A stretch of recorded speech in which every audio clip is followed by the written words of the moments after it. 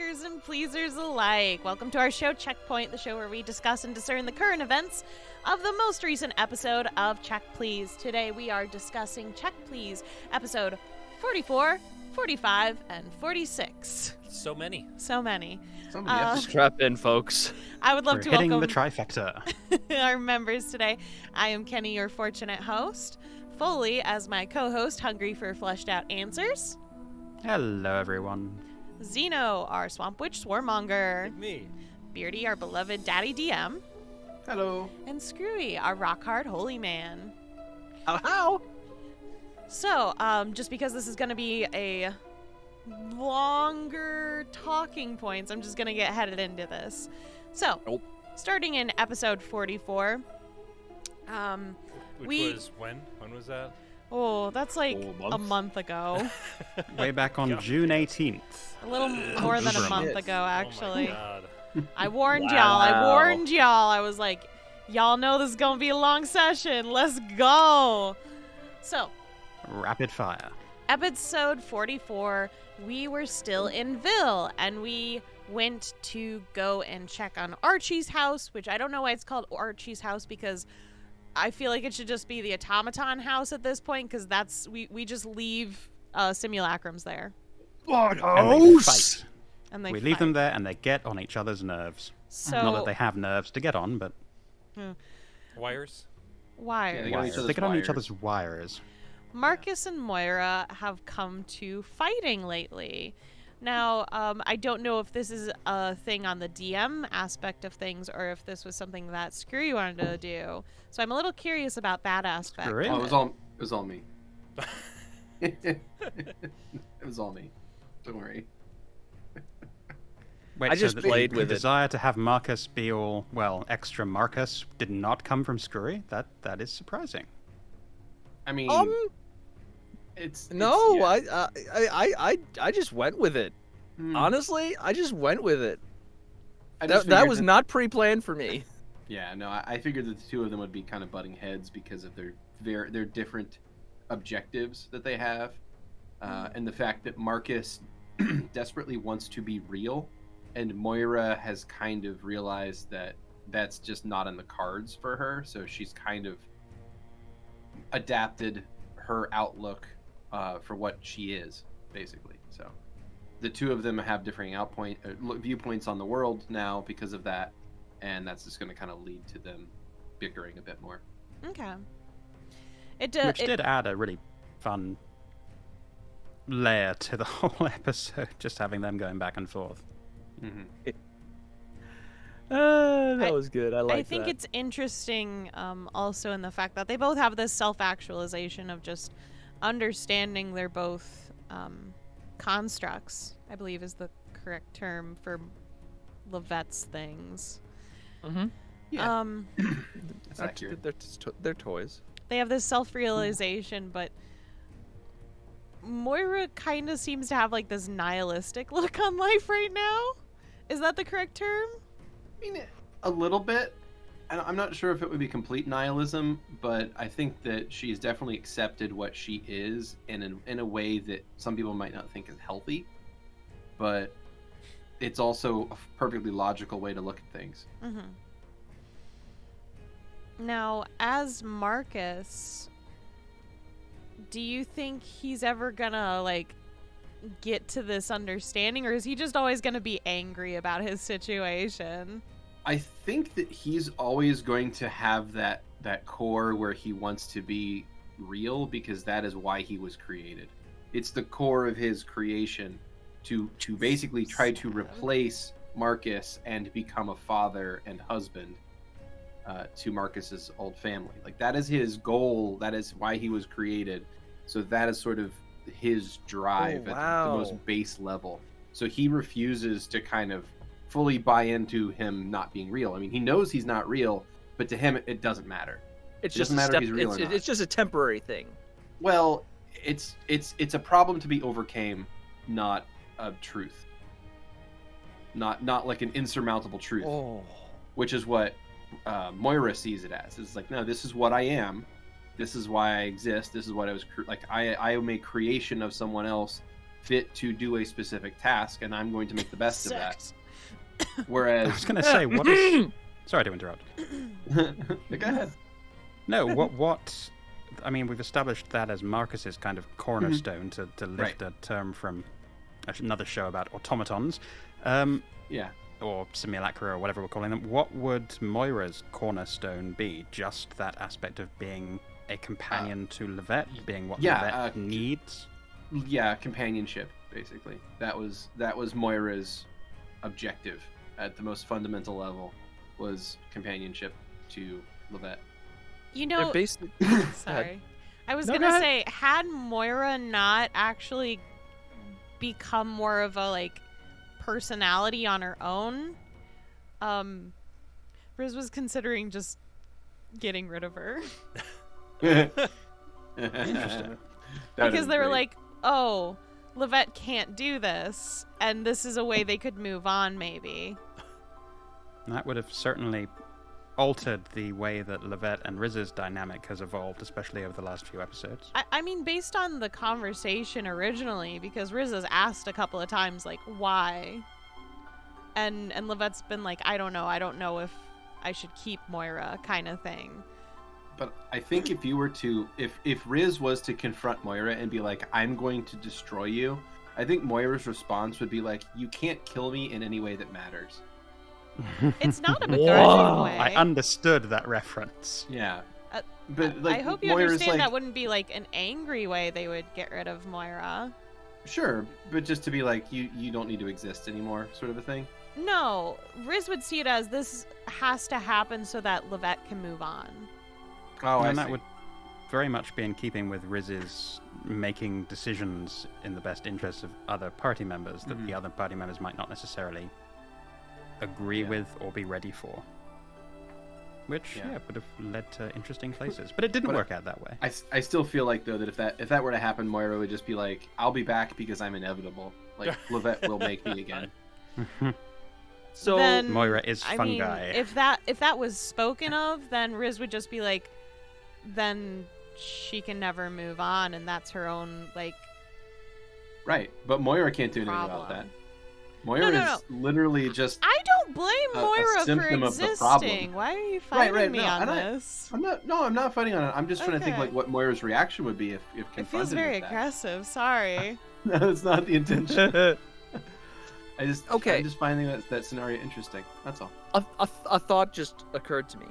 So Levette makes Mark II to strive to be the father figure for Garben. Garben. And to do that, he has internalized, I need to be real. Essentially, with that, the striving to be, I'm a real boy. Just in in my head, I'm like, okay, so what is a soul? It's the desire That is to the question we have asked so many times this season. right? So in that internalization, a cornerstone that I will be real. Oh, does that I mean, that to me builds is like the stepping stone to a soul, in my head at least. So I'm very I think Levette may have inadvertently potentially created true artificial life, We can ask that. Vasca.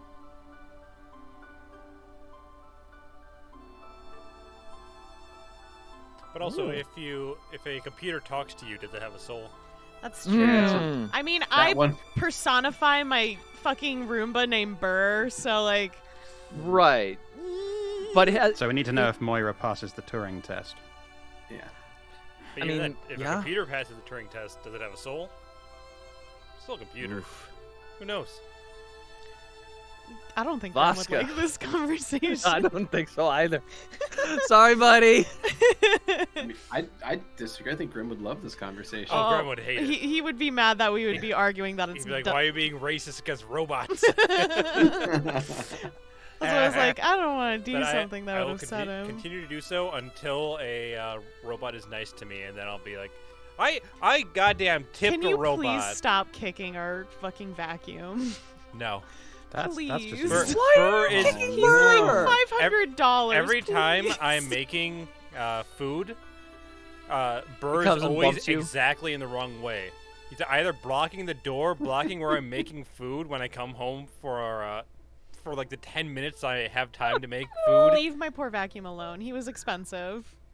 What was I talking about now? I can't remember. I don't fucking talking about- things She's that would like make souls. Grem angry. It is interesting, Beardy, that you describe Moira's sort of core concept, the core programming, if you like, as companionship.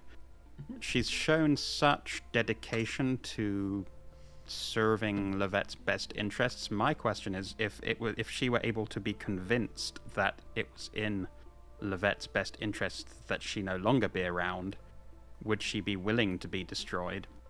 Yeah, that's why I was I curious, mean, but you were like that would really edging off on that. And I was that like, would have whoa. to- that would have to Can- come can- from Levette.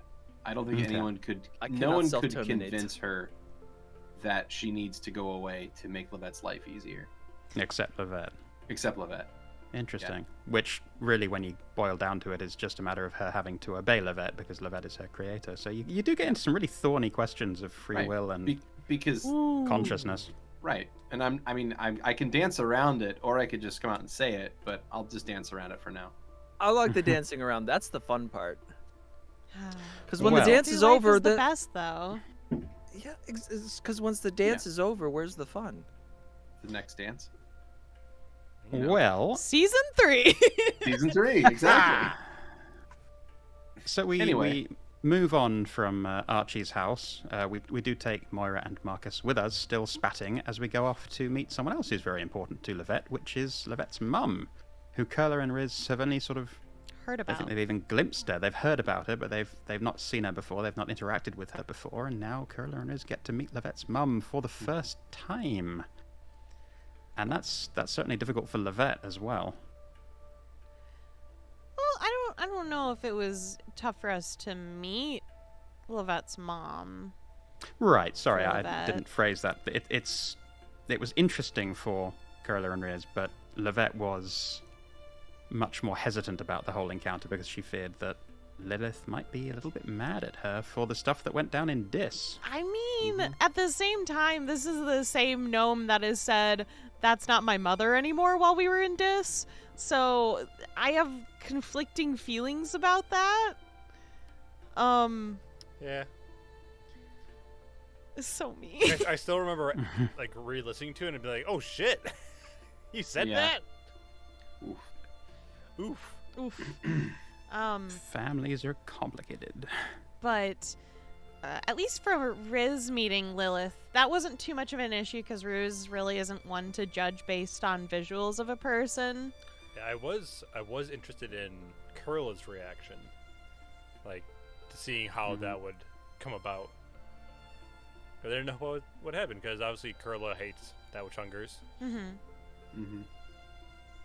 Yeah, I wasn't entirely sure how that would play out either, but I think I'm satisfied with how it did play out in that ultimately Kurla had more compassion for this person who was equally screwed over by that which hungers, or Well, much worse even, Yeah, exactly. than like being angry at them for being formerly an acolyte, if you like. Yeah, and Lilith like made her case that she hates this thing. I think it's Yeah, terrible. which... And certainly she was full of useful information, which was appreciated. And it turned out, of course, that Lilith was very happy that Levette did not take the agreement of the Dark Elves. Shocker. Yeah, so proud. It's like, oh, I'm so glad. I know Levette has this really harsh feeling towards heritage and where they came from because how they were treated as a half-elf when they were growing up. And I find it very interesting because I'm like, I know your dad is dead and like, sure, the people around you like didn't treat you very well, but there was nothing that your father ever seemed to indicate that he thought you were lesser than even once based on either heritage. So it's very interesting that Levette takes the information from the peers more, that they're like, oh, this side of me, I don't belong because that's what they said. And I find very interesting also in Levette's story is just their mother is so much more important than their father, it seems. And I still wonder why that is, because of course because Levette's backstory has been released maybe the most out of all of our characters between season 1 and season 2, and reading it on the wiki. Check out the wiki if you want more information. Links are down below. But Like and subscribe.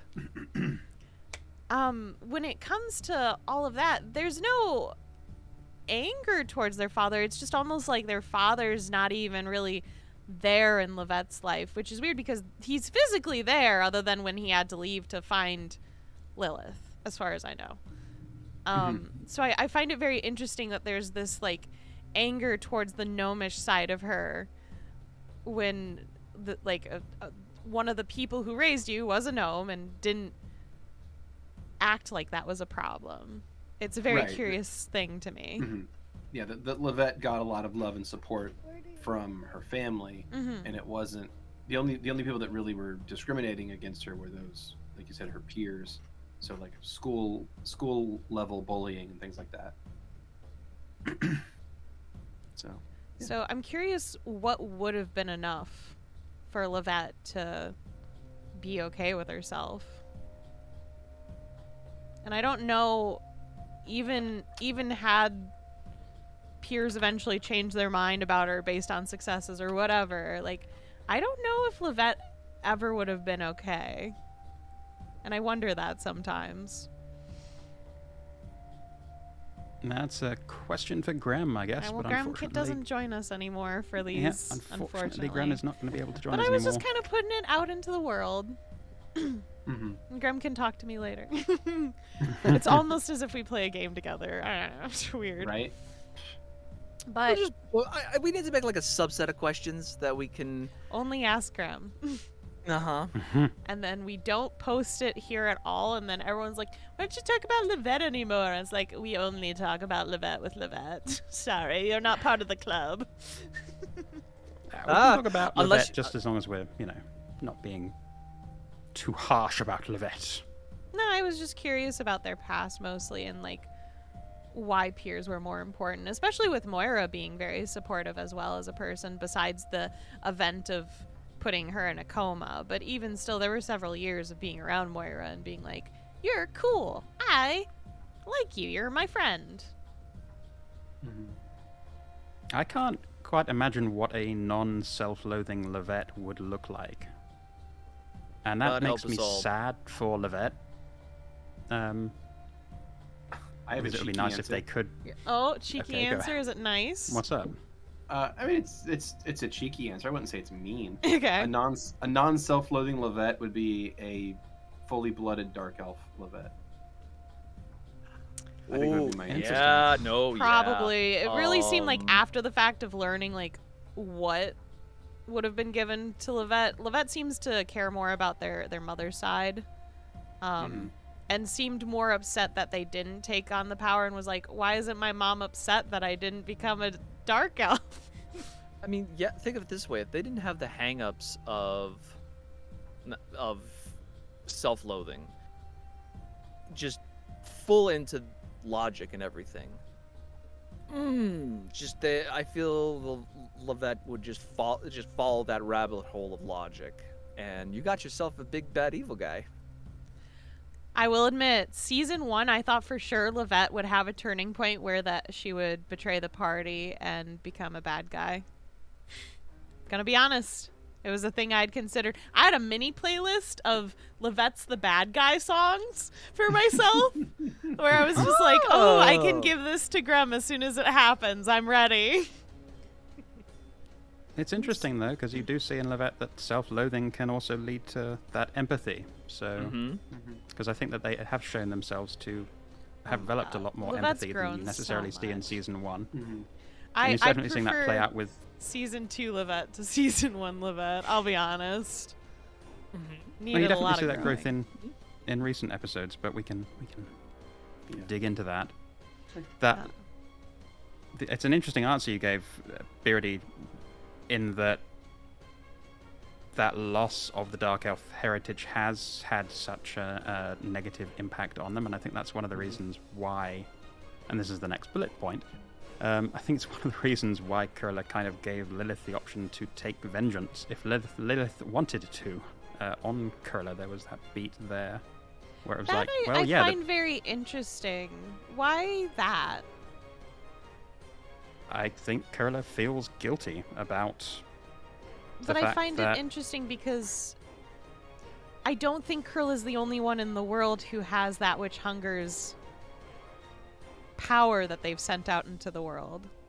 Well, no, I'm not saying they felt guilty in that way. I'm saying they felt guilty over having caused Levette additional pain because Levette was acting for them, essentially. It was that reason that Levette sort of rejected their heritage, trying to keep faith with Kurla, and I think Kurla feels bad about that, having seen some of what it's done to Levette, and they wanted to give that option. And also that Kurla has a self-destructive kick that has been shown quite a lot, and they haven't got all that good at dealing with it yet, aside from a few moments of clarity aside from that. But yeah, what else? What were your thoughts on that? I'd like to say that, like, after editing the audio for that one and listening to it back, for where Levette was talking to her Aunt. Yeah. There was like two questions asked of Levette. One, can you tell me, hey, what's up with Kurla? What's going on there? And two, do you want to join? So it was, it wasn't like, you can join, but only if you tell me this. It was two separate things. It's like, hey, could you do this? And also, hey, yes or no? And Levette was beating around the bush quite a bit, actually. No. As Levette does. Which, fair enough. These are distinctions we can understand as players, but as a character, Kurla doesn't know that.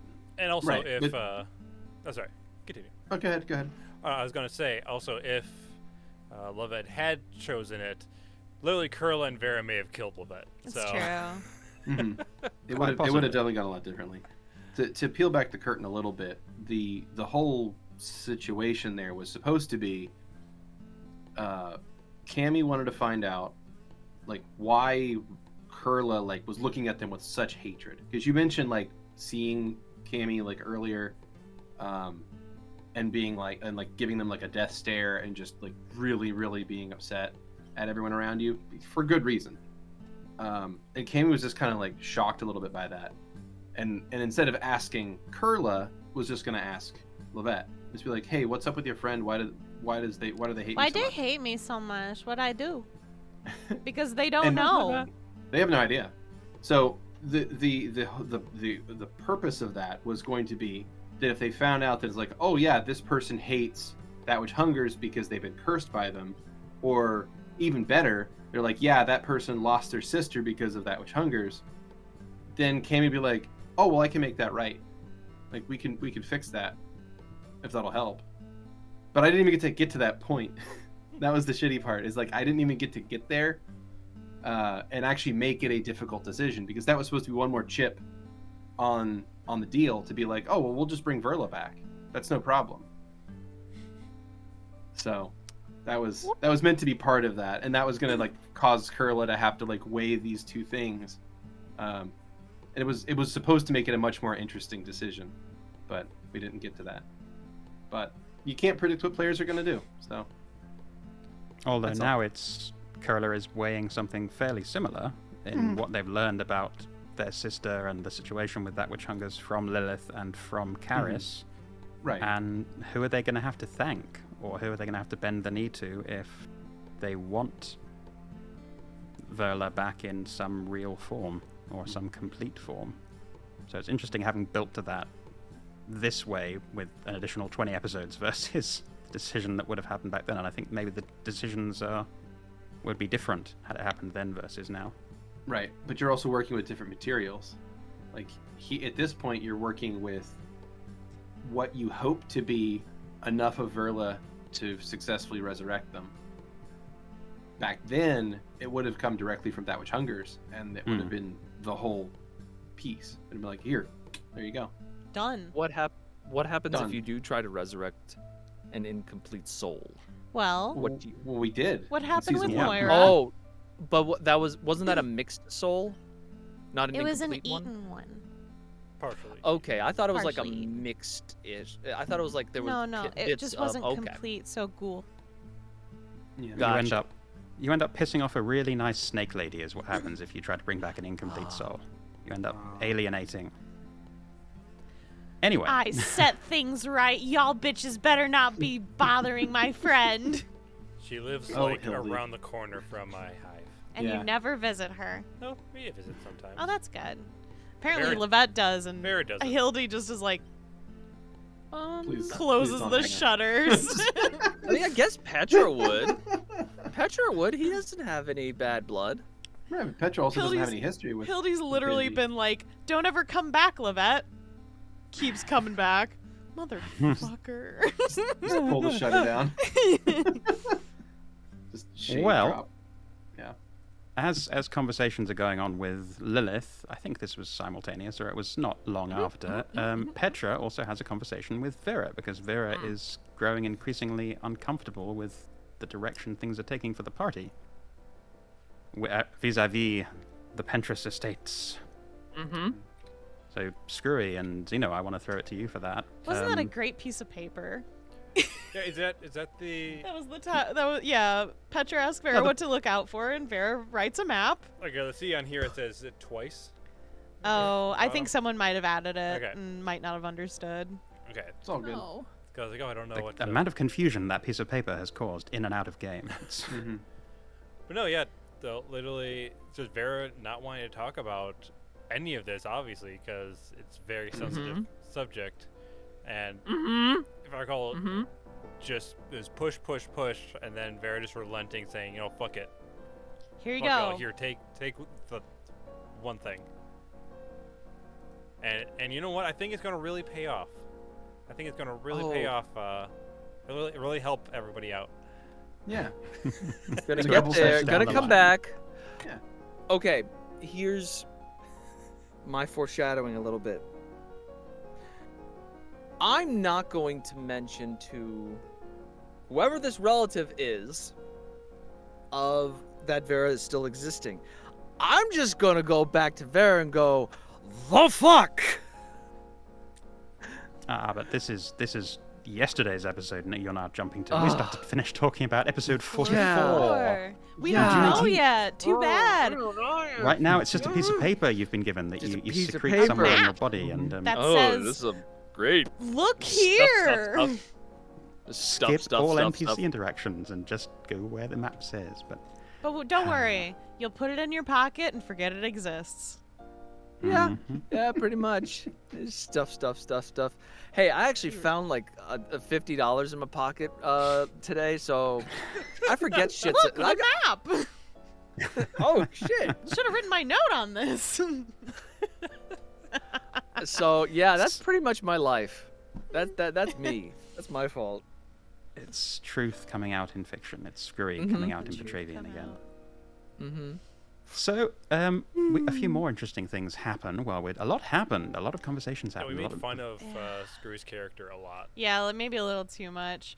Although I will say, like the previous episode, I wasn't feeling very Riz-like. So thankfully, because Petravian was making mistakes, I was able to be sassy Riz again, and I could get like back into their mental state. So thank you. Love You're welcome. You're welcome. I gave you a kiss yesterday, so it's all good, right? Yeah, it's all good. It's all good. It's all good. Plus, Riz means Marcus's well. sass brings out the That's sass in everyone true. else's. Marcus characters. versus Riz is quite the predicament. It's hard for a simulacrum to have like a argument with someone when you can just whip out "you're not real" at any time. Mm. like- I don't think Yeah, Riz even did that Perla though. got They pissy wouldn't. with. I'm pretty sure Well, see, Kurla that's- and Vera both did it like at least twice. Oh yeah. I think Moira And did. Marcus. Oh, definitely. No, Moira Marcus was just fantastic. internal. See, the thing is, Marcus just internalized that. It's like, yeah, so what? Somebody purposely made me. You were an accident. Oh, I'm well aware. Well, actually, I might not be. I might be very intentional, and it sucks. Well, after destroying Marcus, figuratively, with words, because words hurt, Levette and Riz get together, and nothing of consequence happens at all. Aside from, limited wish and removing the curse on... Well, a bit of the curse on... Yeah. I was so sad that I couldn't do more. Riz feels so inefficient lately. God, just not being able to deal with the god rooms, for one thing. Super awful for them. They just think they're worthless to the party right now. So they're having, like, not exactly a question of faith, because they have that. They just have a question of, why am I here? Now, in terms of the lessons that it seems like Riz needs to learn, or the changes that need to happen to Riz in order for them to afford the wind, whatever, or just get back in the good graces with Thess, or to sort of complete their arc, or move along in their arc. Is that humility important to them, you think?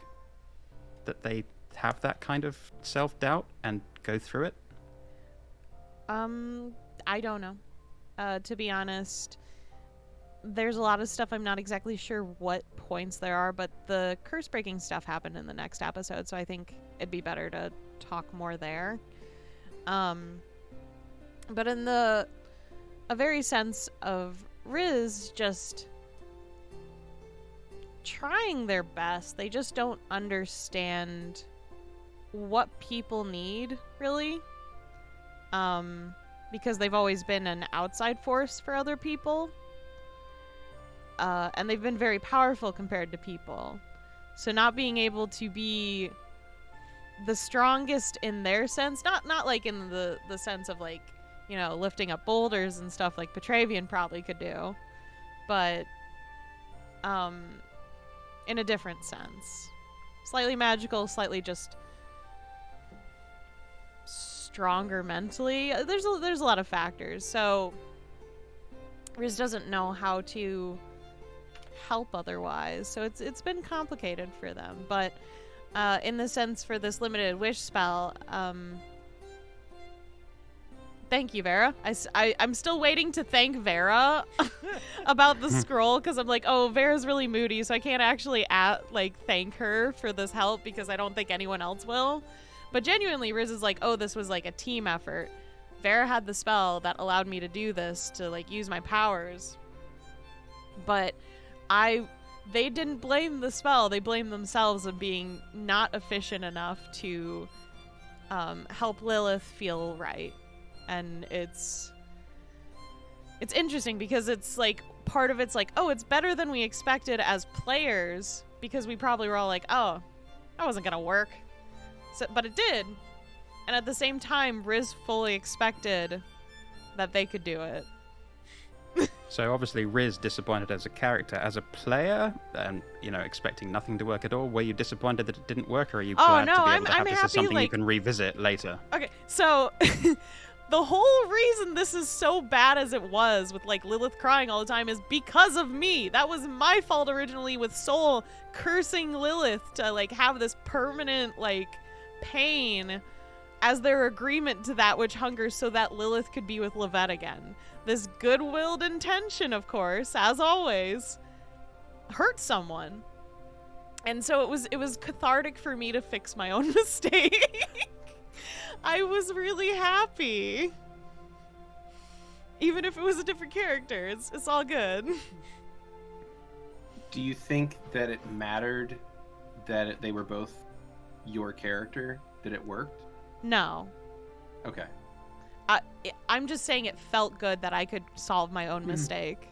Right. Okay. But no, I don't think it was because of me. I think anyone could have done it. I'm curious to see if this will piss off that which hungers. You think Riz fucking cares? No, I don't think Riz cares at all. It's a fucking primal. The fuck that shit. I'm gonna do? I'm gonna get another one and verse it. As a player, I will be curious if this affects that which hungers, and its involvement with the group in the future, since I don't think we've seen the last of it. I think I think that Witch Hungers uses all pronouns. I don't think it matters to him. I'm just going to say it because I don't like it. That's how I feel about babies. Ouch. It is fully acceptable for that Witch Hungers.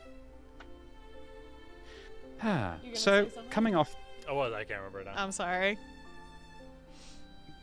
this this partial healing, partial curse removal, Riz, I guess in what was a fairly vulnerable moment for Riz, you mentioned in all of this confusion and not feeling effective, asks about joining the Hive and what that entails. So, the reason they're kind of doing this with Vera is because they haven't actually seen... I mean, they don't think Vera is like the best person, but they also don't consider themselves the best person. So they have a lot in common with Vera, and they respect her immensely. But there's also the several times we've been to the temple. There's several times we've seen the goodwill of this cult religion. And Riz genuinely is like, oh, I think there's a possibility that not every primal deity is bad. And that's kind of cool for them in a sense. Because they genuinely are like, oh, maybe I can change my ways because obviously being around these people is already changing me. And with that respect also to Vera, they're like, hey, I want to know more, and I don't know if personally I'll join because I don't have all the information yet, because I would like to know before committing to something. But I think there is a chance that Riz would join the Hive if, one, if they were accepted, and two, just if it felt right. And they've already gotten a gift from a god, from Mellifera specifically, with their staff. That's very important to them. Like, they haven't admonished that in any way, even with it being a primal deity. And they're curious. They're just genuinely curious. They're like, could this be the first primal deity I've ever known to break a glass ceiling like this? To be better? So it's just a fascination on Riz's side. But of course, Vera wasn't mentally able to really be on that level for that connection. So Riz goes back inside and talks to Petra and is like, hey, bro, can you teach me how to pray? And Petra's like, yeah, you just do good things. And Riz is like, no, but like, how do you pray? And Petra didn't know. And Riz That was was like, a beautiful bit of mirroring of the teaching Petra how to pray to Eden properly at the beginning of the season. well, as I said in the last episode, Riz believes that their last fortune to Petravian was for the both of them, actually, was that they had to help each other to make him a bridge. And Riz is like, oh, you need maintenance. Well, I can help. Riz, I think from a very early standpoint, has always been like, oh, I need to guide these people. I need to help them, obviously. Their very first vision when you guys all met was, oh, I need to make sure I'm around these people so the world doesn't end. So they've taken on this, at least earlier, this sense of being less hand-holdy and trying to do stuff, but now they're becoming progressively more intertwined, I guess, with connecting You're our and guide. reacting. Yeah. You're our guide. So Riz, although very sassy and mean, because they don't know how to properly connect with people, kind of admonishes Petravian and is like, hey, I guess you've only been there for 2 months, so I guess it's acceptable that you don't know, but you should probably talk to Vera about this because, you know, it's kind of a part of you. And I believe Petravian's comment was, I've been there for like 5 years. And Riz is like, yeah, but you only joined the Hive like recently. And it's different. Oh, yeah. Just because you were there doesn't mean you were there. My favorite part was I'm with her for 5 years, and we're saying, do you think that matters to Vera? Like, huh? Someone finally said it. It's like, shit. No, it doesn't. Oh, They say some hard truths normally. it's a hard truth that needs to be heard. When you say those truths, it's not with a knife, it's with a hammer. We're never gonna let him live this down. No. That won't be a knife, no. Nope, won't be a knife. But on the other hand, when Riz was coming back in to go and talk to Petravian, a different conversation happened between Kurla and Riz, which Riz was like unsure about. They didn't understand why it was happening per se. Would you like to go into more detail on that, Foaly? No. Oh, No. we can skip this if you don't want to. No, talk not about at it. all. There are points in that conversation that I think were important to make, and I think that it was cool to get to learn more about Riz's My horse, backstory. my favoriteest Yes. thing in the whole wide world that I already have given up once. Which, See yeah. that one episode, 43, I think it was, with But- Marcus. But you didn't even remember that you gave That's up. true, but at the same time, that I feel like it can't. I know the comment was maybe it's the horse, but I just don't think it is because they literally have given up the horse. Technically already. Interesting. It can't be that. I'm just gonna be honest. I don't think that's even a possibility. I mean, maybe a little bit, but there was already that willingness to be like, these people are more important than my memory of the most important thing I had in my life, past tense because it's dead. And there's Beardy with that sphinx-like expression, like, no, you're not getting anything out of us on that. he's just being a I don't cutie. Who's off frame? Go to your left. Ow. Now lean back. Now look at me. Now look at him. Look at me. Holding a diamond. But no, there were some interesting beats in that conversation. There were some interesting points that got brought up, I think. I'm a little bit disappointed that... I mean, there are moments that Kurla doesn't handle well and doesn't get across what they want to get across in the way they want to get it across, and then there are moments when, as a player, I'm not getting stuff across that I really want to get across, and I think in that conversation, a lot of what I was trying to get across as a player didn't necessarily land the way I wanted, so there's going to have to be some repair work of that. But it was fascinating to learn more about Riz's backstory and the horse, so that was quite cool to get that out.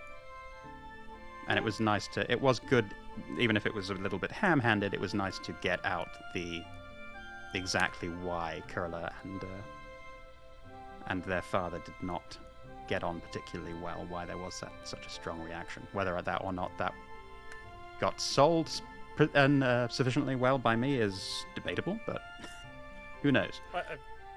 To me, I felt like what was stated was like what was there, but I just don't think it's enough in a way, because like it just makes sense why Drew did what he did, because his child got eaten.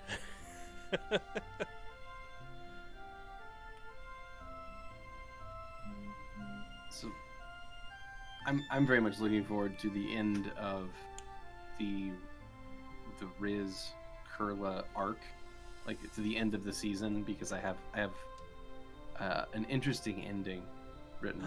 Good interesting, not bad interesting. So I'm very excited actually to reveal the stuff about the horse anyway. That's something that I've hinted at a bunch. Dead horse. So yeah. They're a bunch of That scribbles. Yeah. A bunch of scribbles. A bunch of happy scribbles. Not That eats carrots. No, not happy scribbles. Scary scribbles. Yes, very scary scribbles. That's scary. I don't like it. Well, as this is happening, Petra and Marcus and Moira are having an interesting conversation with each other as well. More like bickering. That I'm not going to lie. I had never done that kind of internal external back and forth.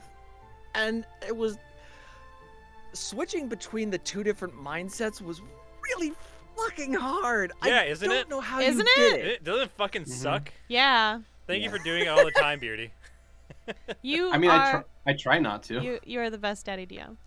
I try not to have multiple NPCs in the same conversation, but it I happens do. sometimes. And when it does, I'm it does. crazy when it comes to the specials. I'm like, here, guys, here's all the fucking NPCs around Yeah. you constantly. Here's 14 different characters at the same time. I'm not okay. My gears don't like shift that fast. There's a bit of a like grinding, but I'll get there. Yeah. But that was fun. That was fun. I'm glad you had fun, and it was very interesting to have Moira become more of a person by being sassy to the two. Just being like, oh, my favorite line from that episode was Moira telling Petra to give Vera some fucking slack. Oh, the poetry! It rhymes. Ah, It was Ah. so good. Thank you, Mhm, Beardy. Thank you, mhm. Beardy, for such a wonderful fucking Mm. line. Mwah, mwah, mwah. yeah. Not my line. That, I was quoting a very, very poetic person. Yeah, it rhymed. You rhymed slack with Yeah. slack.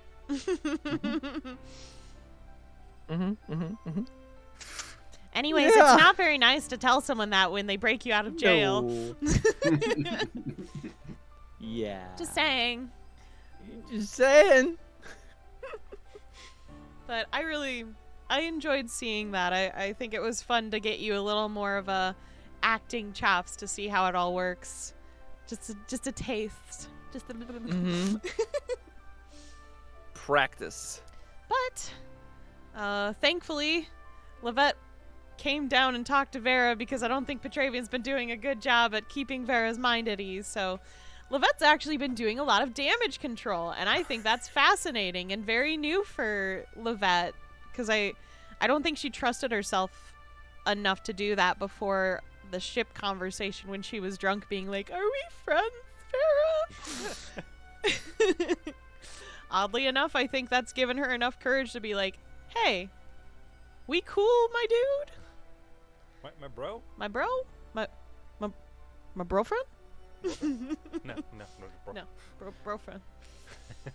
So I'm glad that Levette is still growing. I wasn't sure if she still would or get stuck after Dis nuts.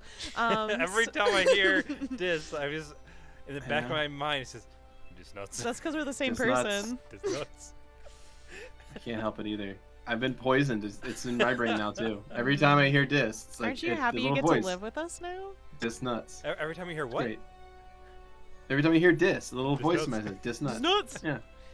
But having that, it pretty much finished up the night with having dinner with everyone and chilling out for the evening. But in the very next episode, we kind of move time ahead from there. We said our goodbyes to Lilith, and we started on the road to the Pentress Estates, much to Vera's chagrin, as she became more and more irritable as time went on, and I don't think she was talking to us very much. No. So I think, if I recall, she was mostly taking care of the cart, getting rid of all the hives that were on the cart. Yeah, she was getting rid of them. Mhm. I mean, putting them in a safe location. Not suspicious at all. Oh, she was putting it on trees. It's terrible for the environment. You are literally the invasive species of the world. Hell yeah. But during that travel time to the Pentress Estates, Levette and Riz had a conversation where Riz asked to use that empathy machine. I don't actually know what the spell is called. The emotion sucky device. The motion sucky device. Yep. Mm-hmm, Yeah. mm-hmm, mm-hmm. I think it's called Pack Empathy. I believe is the name of the spell. Gotcha. So I think. Riz finally let their guard down in comparison to the first time they had to do pack empathy, where they kept their neutral emotion because they weren't close enough yet, I guess. They weren't ready to put those guards down yet. So Riz asks for this spell and puts their guard down and actually gives Levette maybe a little too much emotion in that moment. But I personally had a lot of fun having that conversation because Riz, of course, is starting to care about these people more and more. And not just in a sense of having to care for you and guide you to places, but there's more of a connection than they knew was going to happen before. So it's all a very new experience for them, and we found out that Levette's really, really scared about this whole soul-sucky device thingy. So both of them had a lot of complex emotions, but in the very end, Riz was able to connect Levette with Voska, and it was such a cool fucking scene, Beardy! Oh, I loved Voska so much. It was so cool, because Riz, of course, kind of explained that they felt like shit for not having, what's the word, been able to properly do the... what's the word? The god rooms when we were in the Tomb of the Betrayer.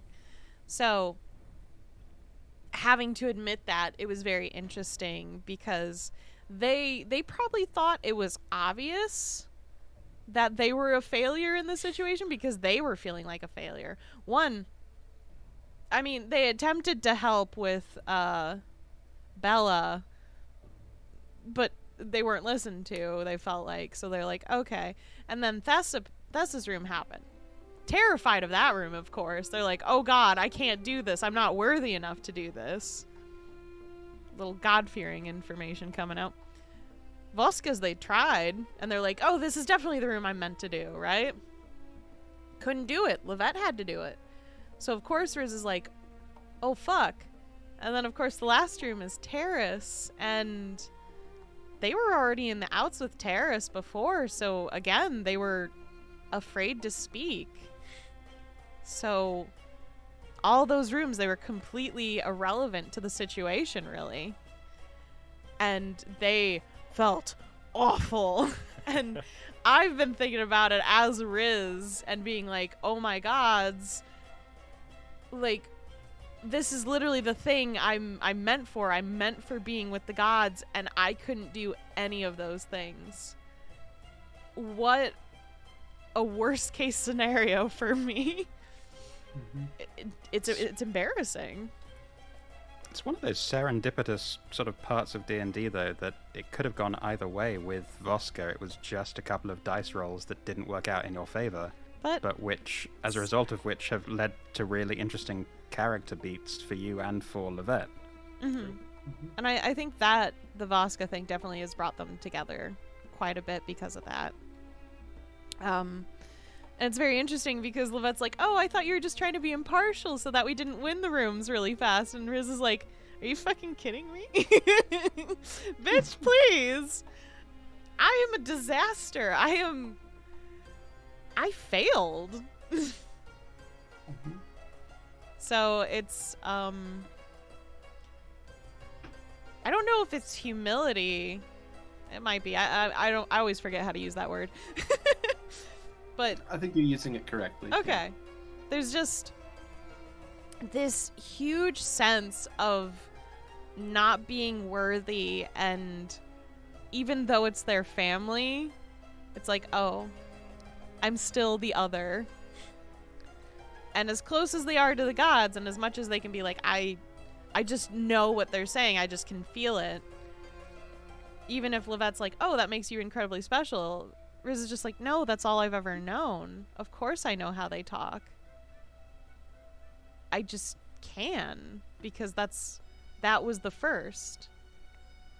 Other than the horse, the first words I heard were from a god.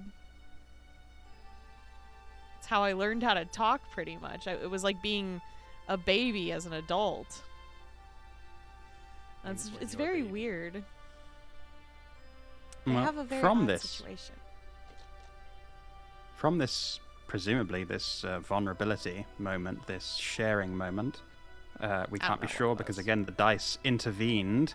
But Nat 1, baby. Nat 1 in that moment. But we still got that little tidbit that as a result of this conversation, for one reason or another, the curse on Riz began to crack a little bit.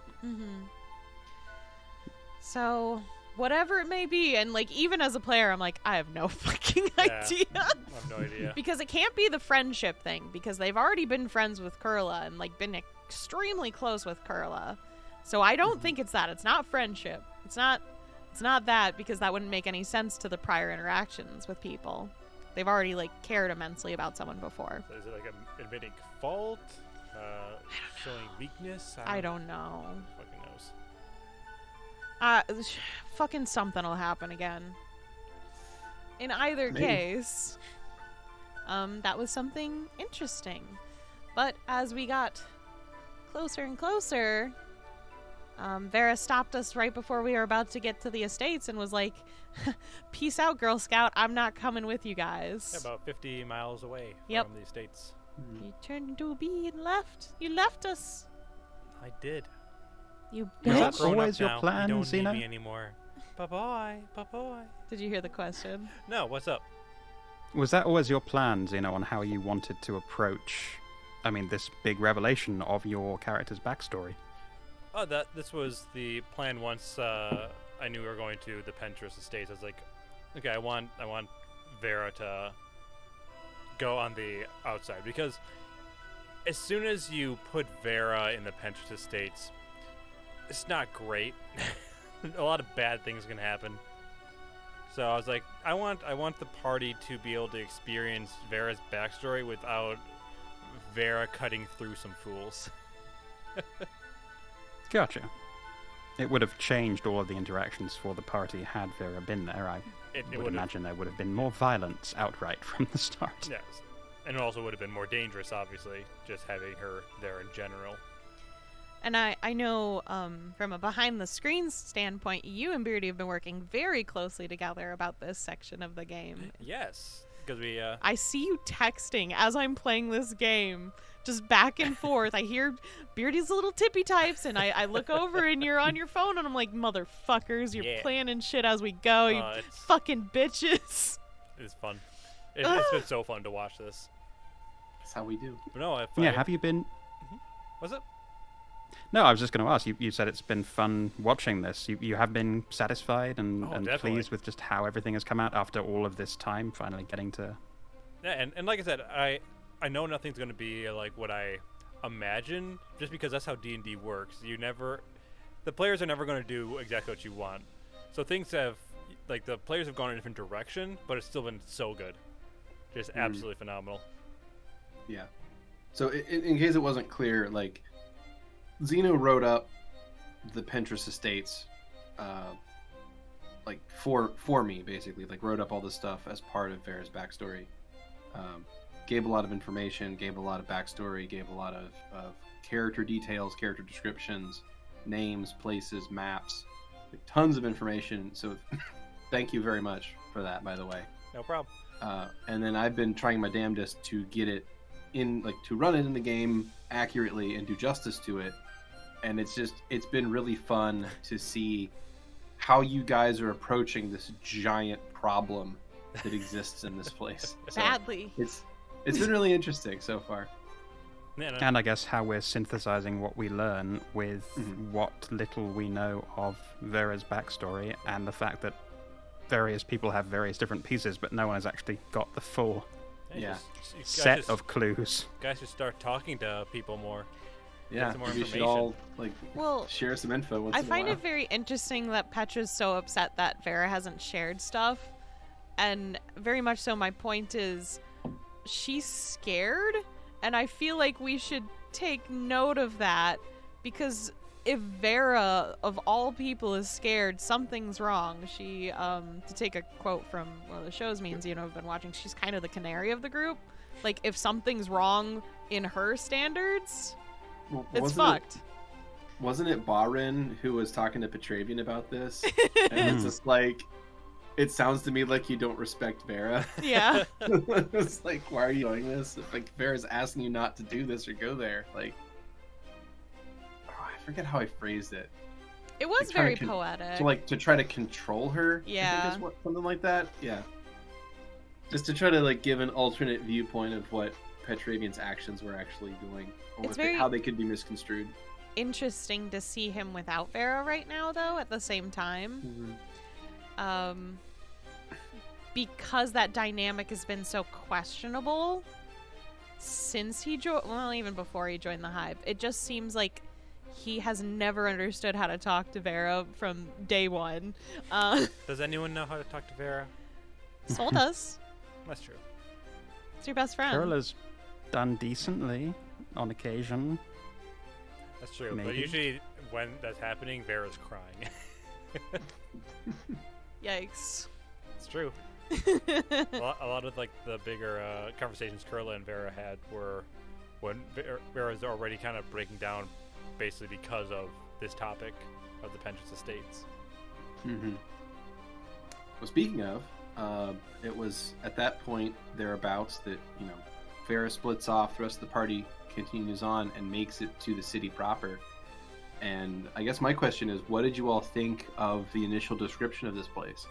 Like hearing about this city that is like 3/4 in total ruin, with this massive swarm just sort of blanketing most of the city. Like, what were your thoughts about that initially? Well, I think Riz kind of, I'm going to go off of character and Yeah, please. player. So Riz, of course, in their respect of absolutely adoring gods and god power, they saw that swarm and was like, that's some god shit right there. That's desert power. That's desert power. And they were so excited. They're like, oh my god, like, look how fucking rad that is. That's so amazing. Like, you were able to harness this and it's still going, and that's so cool. And at the same time, there's like, ooh, there, what you doing, girl? Why'd you do this? And I think there's so much respect towards Vera from Riz's standpoint because they're so similar that they have yet to fully admonish her in their mind, because they're like, I don't know why you did this yet, though. Not great currently, and the people we're meeting isn't great. But until I have every piece, I've killed people, so Who hasn't killed a who person? hasn't killed a person? And then from Kenny's point of view, I'm like, motherfucker, Soul would be so fucking upset right now. This would be terrible. And like I said, I'm very glad Soul is not here. Oh my Yeah, goodness. It's a good thing Soul didn't live to see this. Because they're technically dead in a way. Are they? They're definitely not mortal. Yeah, they're not alive, technically. Isn't that the opposite of dead? The literal opposite? Like can't die? Death is just a transitional state. I mean, they in technically term- can die, though. That's don't In- look for my thing. In terms of reactions, I think Curla seeing that was trying to square it in their mind with what they had discussed with Vera in the past. So, namely, Vera having resulted in a bunch of deaths and lingering guilt over that, and then also Vera having been acting for Vera's interests rather than truly in the name of Mellifera. I think those were Curla's two takeaways really from those conversations, and if I'm misremembering or misreading any of that, please do correct me, Xeno. No, that's right.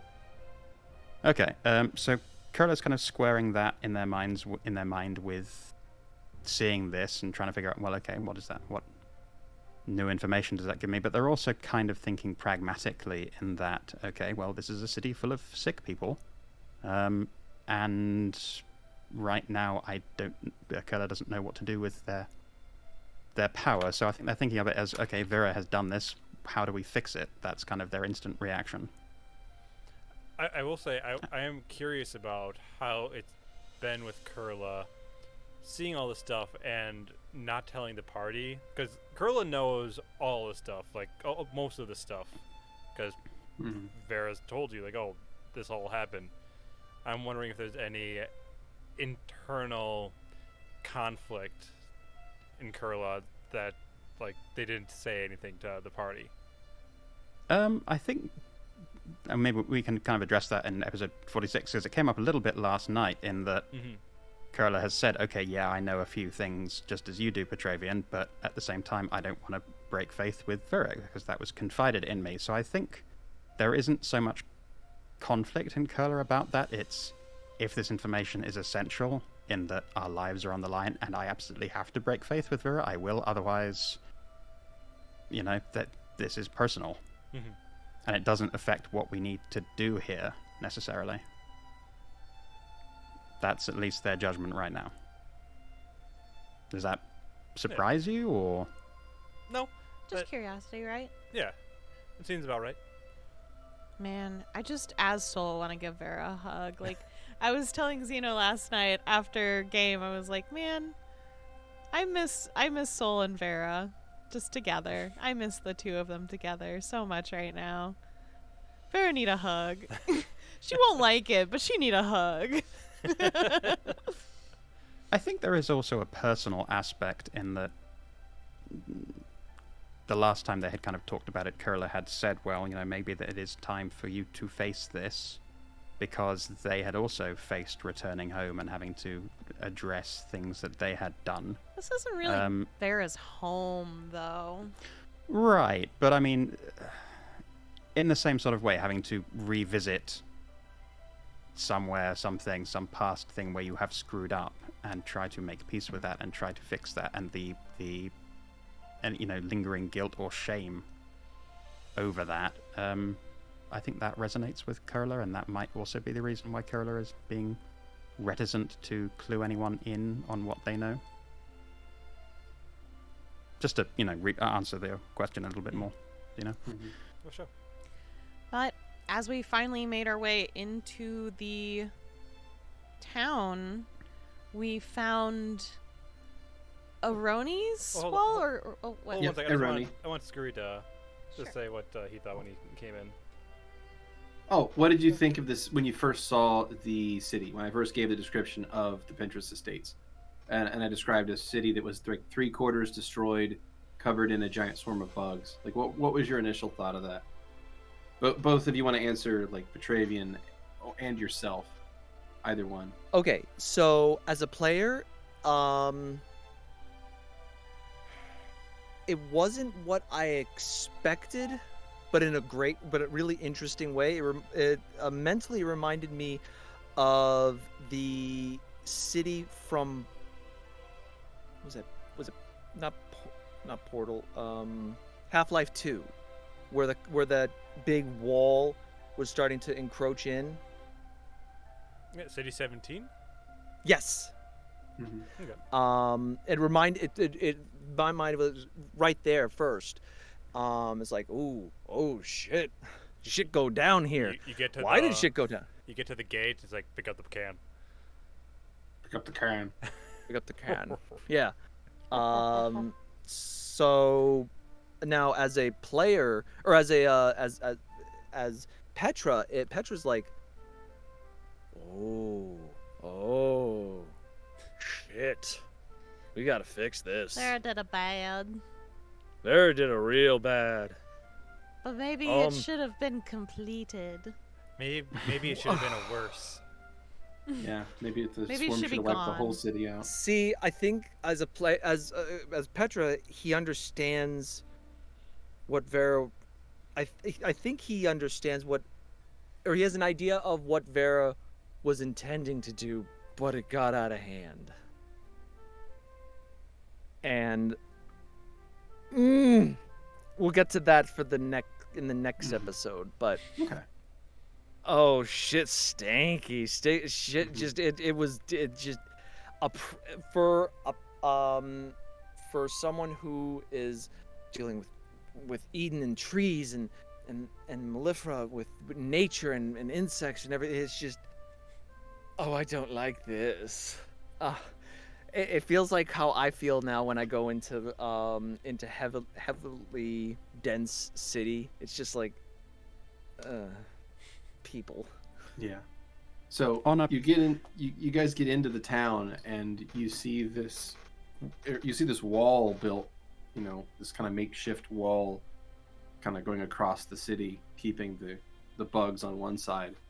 And you saw like this nasty chemical that had been like poured on the wall to keep the insects out, and how it was affecting people. You saw that thing they called Aroni's wall, that compound. What did y'all think about that? As far as like its I hate it. the use of it and it as a device. Fucking alchemists. think- Something about it reminded me of how Moo would solve a problem. Mm-hmm. Early Moo. I sure hope so. So, if I can go into like a little bit of detail, what Yeah. I imagined was when they created Aroni's barrier, it wasn't something that was made by a bunch of geniuses. It was the remnants of their family hodgepodging together the first thing that worked. And then Yes. not It's changing not it. just not beautiful. It's not smart. It just is a fucking horrible mess. And it's like, yep, that worked. It So I did have a question. Why hasn't the bugs come up over the wall? Want me to answer that? Yeah, go for it. Yeah. Because it is now centered on a certain location, that it would take too much energy to get over that and past the wall, because they'd have to go up and over, and just based on that distance with that barrier, it's just too much, and they just return back to the main spot, which is the Vianney estate. Oh, Because so they originally, can't get a set. it overtook the entire town, but then they gradually made this wall go through. So eventually they made that 3/4. It wasn't there before. It was completely, everything was insects.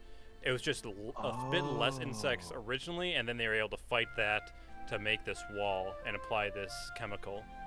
gotcha. Okay, see, I thought they. That's why they sh- in the Go ahead. if you look at the Pinterest estate map, you'll see that there's like a little like slum kind of area right at the bottom. That's because once they got the first portion of wall set up, they set up a bunch of shacks and like makeshift housing, so that they could have people live there and continue to work. Took them but then- 6 years to get. Wow. Yep. The sort of hodgepodge nature of that wall and how it was thrown together, not necessarily by geniuses, actually reminded me a little bit of Chernobyl and the first enclosure that they erected over the damaged reactor, which was, again, erected in haste and not particularly well thought out and very much hodgepodge, and kind of did the job but had to be, continuously reinforced. It just reminded me of that. And I think overall all the descriptions, both of the wall and of the city, just from a purely mechanical perspective, were very evocative and definitely painted a good picture. So yay, theater of the mind. Yeah, and I think the Chernobyl comparison is correct, because it very much should read like a disaster has struck the city. Yeah. So it's very very much a thing has been unleashed, and it is spreading as much as it possibly can. So you can think of it in a way like radiation. So that's a pretty close comparison. I'll be very curious to know how much Vera knows about the existence of that wall, because the wall is kind of representative of unintended consequences. The solution to this thing that Vera did with the swarm, if that's how it went down, and I think that seems to be the indication, but as a result of that, the wall got put up and a lot more people got sick and hurt, and I'm wondering how much of Vera's, what I'm reading as guilt over the unleashing of the swarm, is also guilt over the fact that so many people got harmed as a result of the wall going up, or if they're not aware of that wall. I will be interested to find that out. I don't think they're aware of the wall. I think honestly that's don't something think they are. Yeah, but we'll contact the. Like, they gave us information to get in and get out, and to. Not talking to anybody, but maybe that was for anything surrounding the area. And it's the way they described it is, it was complete devastation, and there's nothing left. All it is insect. That's the way, at least the way I remember them telling us how to get in and get to. As we're going into that area, it doesn't sound like they know about that wall. Like they had no idea that people have been basically thrown against. The bodies have 10 feet high, 20 feet deep, just to try to get this estates back. And I don't think they realize it yet. And jeez. It will be an interesting conversation and an interesting realization for Vera when they re-enter the game, and depending on what state the city's in when they do re-enter the game. Oh boy. Which, if I recall, we didn't go over it during the Vera leaving, but Vera had stated, one, that it wasn't Mellifera's fault. Yes. And second, that she would stay in the area she is for like 2 to 3 weeks if they decide to come back. So sad. That's so sad. Oh, you would have broken Soul's heart if you said that to them. Oh my god. Otherwise, Vera would just go back home With by understanding that she wasn't worth it. Well, or either she'll go to Kintao and try to find whatever she needs by herself. herself. Aww. Stop it! It's sad. Touching. Ooh. Try to save the world by yourself. I mean, she has to save her hive, even if the party doesn't want her. But we still don't know. Baby. We don't know. Okay, we know there's the swarm there, but we don't know what their original goal was. What her original goal was with the swarm. We don't know necessarily why they initiated the swarm. Like, specifically, what was the catalyst? Were they trying to improve lives in general, or were they trying to kill somebody? And I think we're gonna find out some information. I think you're gonna find out very soon why. I'm excited. Yeah. But anyway, so as you guys were heading further into the town, as you were going along that wall, and I was kind of describing the way it was affecting people and how folks were like wearing masks and stuff, you guys were kind of like looking around at people, and you kind of ended up stopping up in the streets, and you kind of caused a short traffic jam. Whoopsies. Where you ended up having like an oncoming cart yelling at you guys, and that's where you sort of discovered that healing magic, like Kurla's healing magic, actually does a pretty nice job counteracting the effects of this stuff. So it's not an insurmountable task to actually like cure people of the effects of this. So that's at least nice. This town need more holy man. Mm-hmm. That was Just need more a Jesus. useful data point. And I kind of loved just the about face because of the high diplomacy roll, Yeah. which it's something I'm trying to position Kurla as a little bit more, given that they have become more comfortable with people, and given purely mechanically they have such high charisma that it's kind of a shame not to have them be, now that they are more comfortable in character, a little bit more diplomatic and a little bit more just outgoing in a way that's helpful to the party. So that was fun to get to stretch those muscles and show that they've grown a little bit. And in terms of using their power, whatever their misgivings, I like about its source right now, I like that ultimately they are going to heal when they see a need for it, regardless of whether or not that's going to be serving that which hungers. Anyway, we move from there once we've stopped holding up cart traffic and healing random horses, and we make our way. We find out, I think, from this guy where to find. Oh, actually, we found Well, it from the schoolhouse, I believe. Ah, yes, we make our way to the schoolhouse. We interrupted. And a from bunch of there, we- children.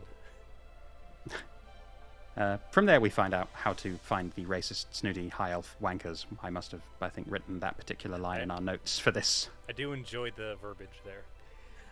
We Racist, snooty, high elf wankers, racist. Sorry. We stole a bunch of cigars as we were waiting to meet with them, and it was like we met with them in a part as part of a party, and I don't know if that's just what they do every day or if that's just because they're like, oh, adventurers are here, let's have a party. No, that's just what they do every day. Fucking weird. Anyways, they're having their stupid party.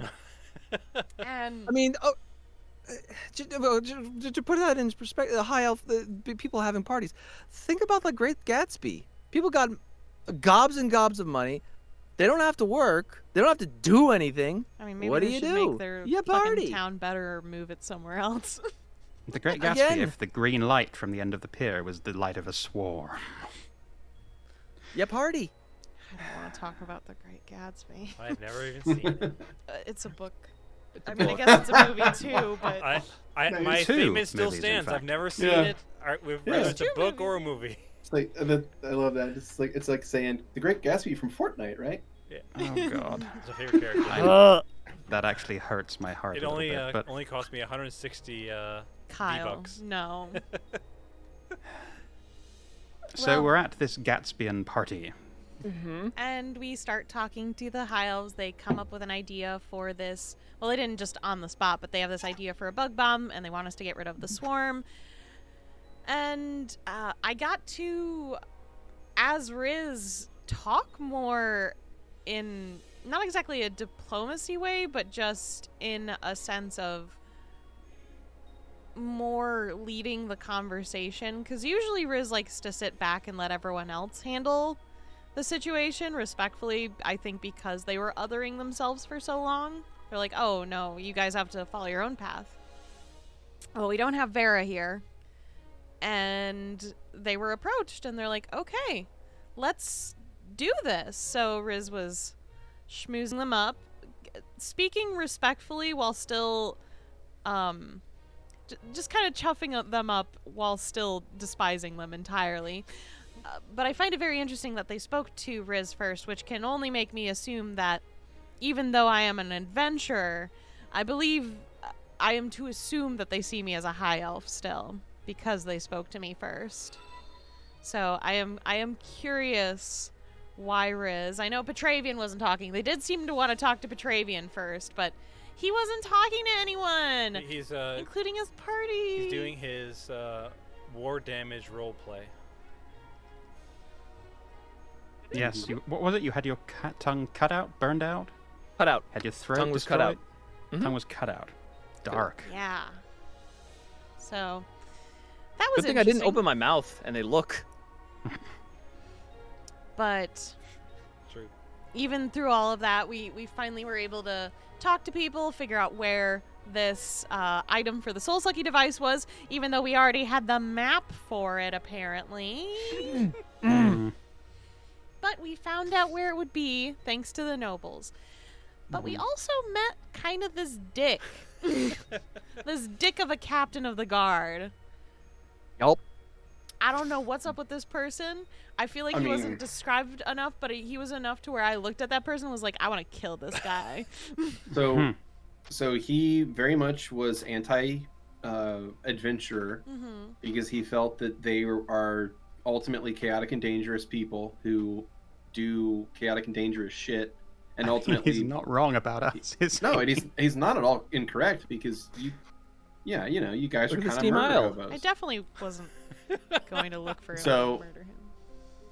Yeah, so it's the kind of thing where he's like, I could have saved this town a long time ago if it wasn't for a group of adventurers Meddling who literally And their attacked dog. attacked me for no reason because they misinterpreted the situation and ended up prolonging and creating an incredible amount of suffering. So he definitely has a chip on his shoulder against adventurers, and I think for good reason. Is it as big as a boulder? Kyle.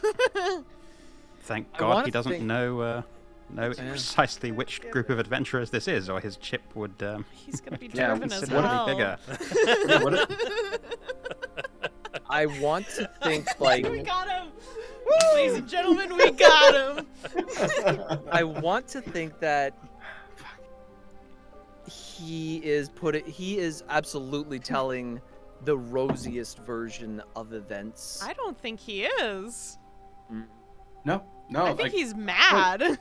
Yeah, he's pissed off because like all of this could have been avoided had it not been for a fucking group of adventurers who jumped in half-cocked and let Never the jump in culprit half-cock, kids. and let the Go in full cock, folks. Yeah, and let the culprit escape because he was on the way to bring that person to justice. So. Yeah, which I, as the player, am going to assume is Vera, of course. We shall assume. I am also. Should I say my theory, Xeno, or should I keep that to myself for now? You go ahead and say Okay. everything. Yeah, So my this theory. is a place for theory crafting. Okay, Go for it. no, just don't want anyone to metagame in the future. There's a barrier. Okay. My Erroneous. theory is this guy is the reason Vera has a certain scar on her shoulder. Could Don't be. do that to me, Skrewy. I'll kick your yeah. ass. I mean, to me, okay. To me, that's like, okay. Here's the guy. He's the guy in charge. He's most likely the guy that left Vera quite scarred on a particular shoulder. Is it left or right? I don't know. Wait, you got it No. now. Tell us. Kidding. Which Now you one? got to tell us. Left. Thank Yay! Yeah. All right. you. I Do the failed little that. dog I- clicker thing. You can have a treat So yeah, now. that I that had have been one. my assumption as well, but I guess we'll find out if we're right or not. But it's certainly That's a true. popular theory. It's true. I'm very curious about this guy, Mhm. but I couldn't Hey, if Riz find had him in the killed him- next episode. We might never have the answer to that if Riz just kills him. So But we were told about the bug bomb beforehand. We're all a little skeptical at that point, but we learn more about it in the next episode. So I'll wait on talking about that for now. Mhm. but we're also offered a hell of a lot of money to deploy that bug bomb, and then we get offered a little bit more. We get offered kind of a side quest by a character with silver eyes. I mean, that and Petravian got flirted to, and also we found out he had that map and didn't tell us, and we were gonna walk out and beat the shit out of him. Anyways, but yeah, pretty silvered-eyed elf lady, familiar silver eyes. Mhm. Now, I'm very I'm curious, excited. Kenny. Mhm. You as an artist are responsible for that image. I'm curious what the brief was that you were given when you I were was commissioned told for this to image. make them have silver eyes. I think the most trouble I had was figuring out what her hair color was gonna be. Okay, I'm glad you so didn't just make it high too elf woman with obvious. silver eyes. There was a certain fashion descriptions I was given, and I looked at the images of the fashion, and I was like, yeah, I'm gonna fantasify this my it way looked because these are bullshit. fucking ugly pictures. So fuck that shit. And I threw out the designs, and I only took small elements and made it fantasy Keni art clothing. Now, when you I- created it, did you have any sort of inkling as to when they might make an appearance in the story? I knew. Did you have your theories about who she... Oh, you knew. Okay. Based on where we were coming up on and the time limit, I knew it was Okay. gonna involve here. I have been calling her Vera's mom since I drew her. I don't even know if that's the case, but that's just what I've been calling her. I'm like, Vera's mom, she's hot. Look at the MILF. Look at her. Skrewy, you had they- a comment as well, or was it just the MILF comment? It was the boob window. It was the... What The about boob window. the booba? The booba. Yeah. The boob window. The boob window. It's Yeah. beautiful. I wanted Fantastic dress. I wanted Very her classy. to have I like it. an air of very similar to Solicity. I was getting plenty of air. Gotta let it breathe a little. And yet she described herself as being unlike the rest of the other high elves, unlike their, I guess, in contradistinction to their. We don't know if that's a Snootiness? lie. None of us did a sense They're- motive. That is true. That's true. She be taking you all for a ride. It's the whole They just thing want is some this papers. They just want some papers from Yeah. this. Supposed letters, but love letters. You know, I'm open it gonna up. It's like fucking read that it's shit. a bunch of deeds and shit. Yep. It's like, yeah. I don't care that we don't know this person. I'm gonna read that shit because I don't actually know this person, and I want to know their deep and dirty secrets so I can know if I can actually trust them, and if this isn't like important things that could possibly hurt Vera or some shit. Fuck off! Don't hurt my fucking half elf. Plus, Riz could then, sell that stuff to Cloak. Yeah. More secrets for the secret god. I mean, No? I mean, they could, but anyways, they're having some troubles right now with the gods right now, guys. what do you got? It's against okay. Cloak right We'll now? go. No, we'll go over other stuff in the next episode. Let's just finish off your hot mom. I'm gonna you know fuck it. your So we all mom. We all think Wow. that I mean, Taele I can't even say the name correctly. Taeli Vayeni. Taele Vayeni. Okay. Well, we all think that this is Vera's mom, or do we think it's someone else? Are we all united in that theory? It's Silver Eyes, and in just a bit when we get back to talking about that for the next episode, I'm gonna tell you something fun. So. All right. Well, I think we can move on to the next episode. Yes. We did leave it at everyone about to kick the shit out of Petravian for not Yeah. telling My about the map, favorite. and yeah. then a couple of weeks passed, and we all decided not to kick the shit out of Petravian. Well, I was gonna, but he distracted me, tempers actually. all. I was gonna be honest, Petra did a really good bait and switch for Riz to, like, stop thinking about beating the crap out of him. Which was what? Well, the bug bomb was brought up while they were, like, getting ready to, like, really ham it home. And they just kind of, like, were like, oh, I don't really want to do this. I don't know, until I know more about bug bomb thing, I'm not comfortable, and completely forgot about being mad at Petravian because the thing that's bothering them more came up. But yeah, Petra got off fucking easy beginning of that session. Easy, you bitch. I do want to ask Skrewy if that was your decision as the player to have Petravian not remember the map or not, or was it you as Skrewy not quite remembering the map because it had been a few? We'll let you doesn't take decide that one, notes. folks. Someone doesn't take we notes. do know what happened. Yeah, you forgot, You bitch. forgot. You didn't take notes. You I can forgot. neither confirm nor deny. Yes, you can. Literally during the episode, I was like, "Hey, the paper," and like, "What paper?" So we know. We know you, bitch. But, had that not gone the way it had, then we might not have stumbled into... Well, I mean, Beardy being Beardy, I'm sure could have found another way to introduce that potential side quest, but it did work out that we got other quest objectives, and we did get other bits of backstory and information that will be useful going forward. So it was a happy brain moment, maybe? A happy Petravian senior moment? Fine. Getting up in those years. Getting up in years. That's the way it goes. It happens Yeah. to us Oriads when we hit. I don't know. the He said he 100 and- learned really slow in that episode. So, years my ass. But in terms got- of that, again- Nose to the grindstone, as he said. Fuck off. Well, yeah, in terms of those opportunities that came up, and the one to bring in a fair amount of coin, Riz's reaction was quite interesting. Keni. well, because we didn't know enough about the bug bomb at the time, and Riz was very nervous that it could possibly hurt people more. Money wasn't worth it at that point. They're starting to learn morals, and it's fucking with them. But in that moment, they're like, "No, we are literally some of the strongest people in your world. We can find money elsewhere, guys. Like, doesn't matter if this is too terrible and hurts too many people. Money's not worth it." So, yeah, they didn't want it, and even Keni on a meta standpoint, I'm like, whatever.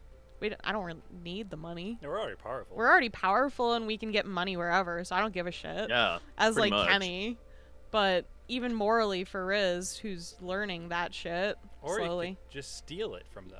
True, we could just steal it, but I don't even think Riz cares enough to steal it. They're just like, I don't know. This whole See- situation seems icky. Okay, so here's the rub. They're gonna stiff us. I Well, think. yeah, because I forgot They're to gonna do stiff us. something. Yeah, do you wanna state that already, or? Yeah, I'll just blow it for now. So after Riz had done a bad thing, I was planning for the next day to, when we went to grab the bomb, to request to sign papers with Shamish, just to bind the contract of how much money we'd earn. But they were so distressed that they forgot. They were they had traumatized themselves and forgot to do the important thing. So that's on me. And you can actually watch the video while we're in the sewers. I'm like listening to something and then I just go, oh. Where it's obvious I just remembered I wanted to do that and we're way too far away to do it then. And I was like, God damn it, I'm not stopping the game just to be like, we have to go back. So that was on me. let's say we dispel the swarm. We go in, okay, where's our money? And they go, oh, what money? Then Are you they're sure in about for that's the some right answer? surprises. It's true, we are very Are- strong. But we're gonna take a huge hit to our karma if we do this. But I don't even know. I don't even know, even if we do dispel it, I don't know if Riz cares enough about the money at this point. They're not That is, doing this part for the money right now, even. which is just a really dirty interesting money. comment on It's Riz dirty and how money. much they have They changed. earned money through selling, like, fortunes. That's their livelihood before they met all of you. So, Oh, I mean, I had plans for that money. Not for myself. I had plans for that money. oh, boo fucking who? We can find more money. I was literally gonna buy a bunch of the estates and just like. You think you can outbuy the people who are giving you the money? If you got the money. They're giving the you the money. money. Right, they're giving me the money. Not they're enough to giving... buy. They have more money. Well, I assume you mean like some of the buildings. Or, Yeah. Yeah. Just buy a whole quarter of it and just be like, to the people. I For feel now. like their Taxes wealth is happen. going to vastly exceed what they end up giving us. So I don't feel like we can make much of an impact that way. But I guess we'll find out when we get the job done. And you, Kenny, and Riz had some interesting ideas about how to accomplish the job without resorting to the bug bomb, which at this point in the narrative we're not sure about. And it relates to that fortune that Riz gave Petravian, and Petravian's time with the gardener, and the idea of being the bridge between both worlds, Eden and Mellifera. So both of you, thoughts on that? So, Petravian maybe being able to communicate with the swarm. Yeah. The swarm. Riz thinks that Petravian has a possibility of being able to talk to the swarm. They think this is part of the maintenance, is learning how to prevent the bad, to be the counterbalance to Vera's rage and settle things right, because this is something that's technically happened. It is still Mellifera's power. It needs to be set right. We need to put it on the right path, which of course is Riz's thing, and they wholeheartedly, that it wasn't a lie, believe that Petra can do this. And to Riz, belief is one of the strongest things in their arsenal. They believe, because of all their power from the gods. They're like, if I believe in a person, it will happen. And if it doesn't, I'll fucking make sure it does. Oh, oh wow. Oh man. So no I pressure. could see- No. I could see some fun, like if it's starting to go wrong. I in my mind I'm thinking of how Riz will react to force it to go right, and the potential way it could go completely wrong. Then. Yay! Ooh. The drama, the spice on them dice. Oh wow. Okay. Hey Beardy, can you I'm stop writing excited. lyrics to Stacy's No. mom in here? No. In our I won't document? stop. I won't stop. Can't stop, won't stop. Oh my god. So, around this time, yeah, we're also all sharing theories, because I don't think at the end of 45 we'd necessarily said who we thought that certain elf was, and then around this time we were all like, okay, Silver Eyes, that's gotta be Vera's mom. Yeah. So we meet her. She offers some information about the sewers, which is super helpful, and had led the group on to thinking, okay, this is how we get into the inner area behind the wall. So that was really great information. And Betravian makes... Oh, sorry. No, I was just going to comment that she's very knowledgeable about how adventurers get in. It makes me think that perhaps she's tried to have adventurers recover these letters in the past. I don't recall her saying as much. Fucking daughter who liked to be a little monger in the sewers running around. Urban havoc, spelunking. maybe. Who knows? But you were saying. But Petravian, after the conversation, makes a very smart roll for perception to see if he recognizes it. Now, Skrewy, I believe after the game you kind of said you had a gut feeling, but would you like to elaborate on that? So, extending from that, the fact that it was art. It was art for a character. So this character is a little more important NPC than just your average NPC. Exactly. So when they said where the heart of the swarm was, it was in that location. We know that Vera somehow caused this swarm, and it, for me, it was like, then I noticed the eyes, and I went, shit. Went over to the wiki just to get a closer blow up of, because a lot of the art recently has Vera like turned this way, turned away, and you mostly see the Eye of the Protector, and I'm like, shit, Silver Eyes. I'm like, I gotta roll for it, and boob. So boob.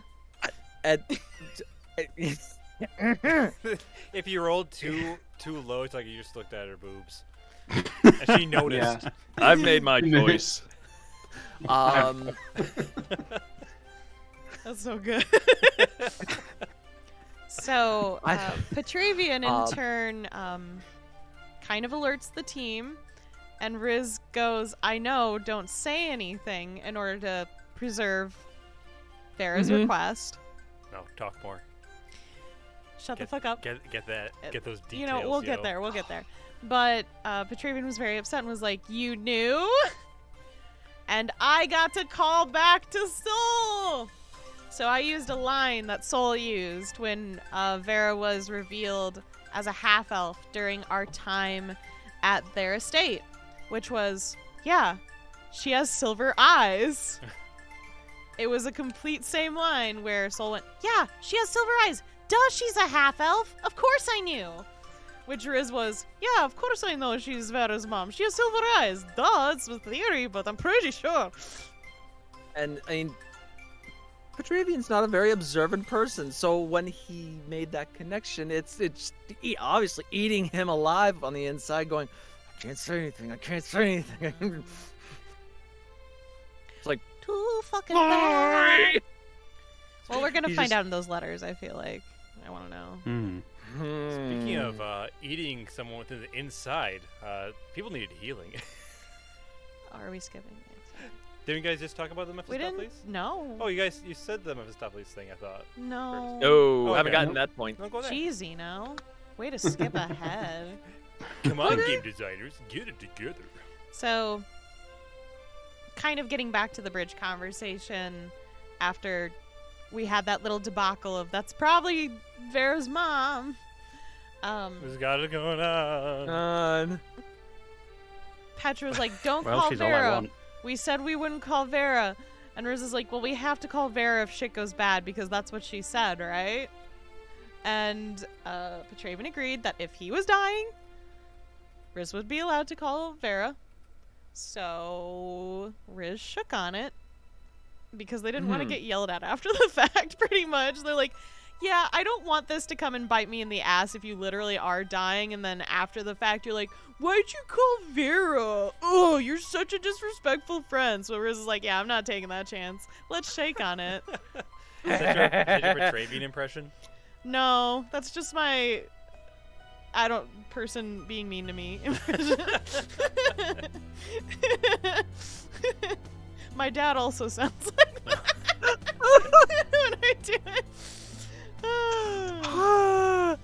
But yeah, I got to throw out Mephistopheles out there. I was supposed to throw out Shamish too, but I did a bad thing. So Hey, you honored Mephistopheles. You're doing your due diligence doing for all God's the work, different you know? gods. I mean, Well, doing the we, good work out there. We head back to the Vardo and discuss some sort of strategy and figure out in what order we want to try the different approaches to dealing with the swarm. And we're ready to turn in for the night, despite it being like noon. yeah, we Or fucked even up. earlier. I'm sorry. There's a we're just clock old right there on the people. screen. What? Oh, it's There's a clock in the game. Like there's a Yeah, timer. off in the corner. Oh, The I didn't corner. actually notice that thing actually changes other than in the days, so I never pay attention to the clock part. No, there's actually like an I didn't hours think in it there. actually kept It track does. other than the day. Whoopsies. It's fine. Also, But it's very hard for me to keep track of all the screens I got going on for That's true. recording. You got a lot going on. I got a so lot you're fine. going on when we do stream. like Vera's Eventually, we will have a engineer that just Got that's 'em. just paid. We'll be able to afford it. Somebody just to pay them, and we get to just immerse ourselves in the game I know, right? One day. Someday. one But- day. Much to my chagrin as a player, because I planned my bad thing like weeks ago. People were like, let's go out and heal people and put names Yeah. to these anonymous people, and Yeah. oh boy did I feel dirty. I was like, I don't know if you guys noticed, but I'm like really quiet and just like dreading things. Xeno's like patting my leg because he knows what I'm gonna do, and he's like, it's okay, and I'm like, I'm not okay. Like, it's okay. Kill them. Yeah. Kill them I all. gotta- You just I mean, gotta put 'em all- I hadn't Okay. known what you were planning, and I had been planning on doing the healing for the past like couple of weeks since we got to the city, and the fact that it worked out in the order that it worked out in the same episode. I wanted people to And go to given- sleep so badly. I was like, go to bed, so I can rip this Band-Aid off. Well, and yeah, given the tensions between those two characters, it just was fascinating for that to happen right So after. awful But feeling. Oh yeah, I just love that it puts it in such stark contrast. These two character motivations, where it's like Kurla's like, yeah, I have all this healing. Let's go out and make a difference and do something positive with all of it. And Riz is like, I'm gonna kill a bunch of homeless people. and I think they were kind Putting of them desperate. out of their misery. Yeah, Sure. exactly. There was a certain desperation to use that power for something clearly positive that wouldn't have awful ramifications, or at least none that they could sort of predict. So that was a nice moment, and it was nice to be able to do that with Petravian. Yeah, I wasn't sure how that was going to land. Well, I do know. The only thing Oh, what's up? No, go ahead, please. I was gonna say, I originally thought about not coming with you guys, but Levette said they would come, so I It would have been went. too sus. It would have been too sus. Well, I don't know. I don't think you guys actually would have sussed me out because Riz just kind of does their own thing half the time anyways. Yeah, probably. Yeah. I don't think you would I have was- suspected them. Yeah, but if we saw them back at the Vardo crying, then we No, would have no, no, no. asked. I was Oh, you still would've still done planning it at on nighttime. doing it at night when you all were asleep. Gotcha. So I actually went with you partially also to see what areas you guys hit so that I knew where to go. And I did feel slightly concerned in that because Petravian and I are the only two healers in the party, it wouldn't leave much for Riz or Levette to do, and I know Levette or Grem rather, was trying to find ways for Levette to also be of service in that moment, which, And I'm here for moral support. which was nice, until we found out that it wasn't really for moral support per se, but Well, But, you as I players mean- found out. Screwy, what did you... Had that occurred to you at all? Oh, Screwy yeah, needs sorry, a moment. Screwy's doing something. I'll say that you were offered chowder, That's true, and you took it. Yes. Well, but someone did. I can see why it would have been sensible not to take it, but as it turns out, it was the right decision. Was it the guilt because I didn't take it? Absolutely, because I knew what I was gonna do. I could not take that food. I was like, I don't deserve this. I am literally going to kill some of you tonight, and I'm a monster. And in a sense, It was... kind of reflect back to talking about considering killing Moira and stuff. Riz is pretty fine with being the bad guy for people if it means they can grow. I think that's how they see themselves. They're like, it's okay. I'm not enough of a person to affect your life enough other than to attempt to help you grow. So it's okay if you consider me the bad guy, I guess. Take that with a grain of salt. Because they're learning they have feelings. So that's great.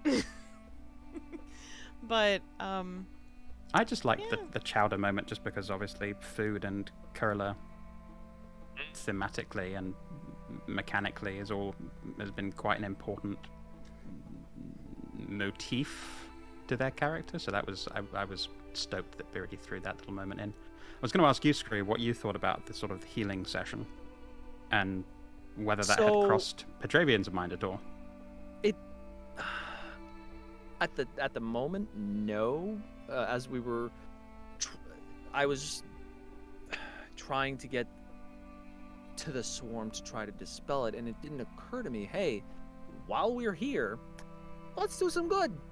Yeah, that did not occur to me, and it needs to occur to the paladin a little more often, I think, than it especially has because you been. can actually channel. Okay, but the thing is, I can only do one at a time, right? I can't do burst heals, can I? Yes. I mean, the channel is a burst heal. Yeah. So That's what it you works can- the same as a cleric's channel. It's channel. So you can That's expend the second time I've forgotten I could do that. 2 yeah, points. you can expend 2 charges of your land hands and channel energy. So it would have been 7.5 times I would have been able You to do just that. seem very eager to just touch everyone with lay on hands Right. constantly. But the idea is that like you could heal more than 14 people in one channel easily. So, Especially with their cheese at HP. Yeah. yeah, I we feel really good. Petravian and Kurla did some good, which Yeah. was I couldn't nice. say. Not okay. Yes, I get it. Doing good because it's the right thing to do and good. It's like trying to save face for Mellifera. Trying to say, hey, they didn't do the bug thing. That's out there. That was not them. That's them now, and they're trying to do good. That's true. Petravian had this kind of conflict where he wanted to let everyone know who he represented. Sometimes doing Which- good for goodness sake is better.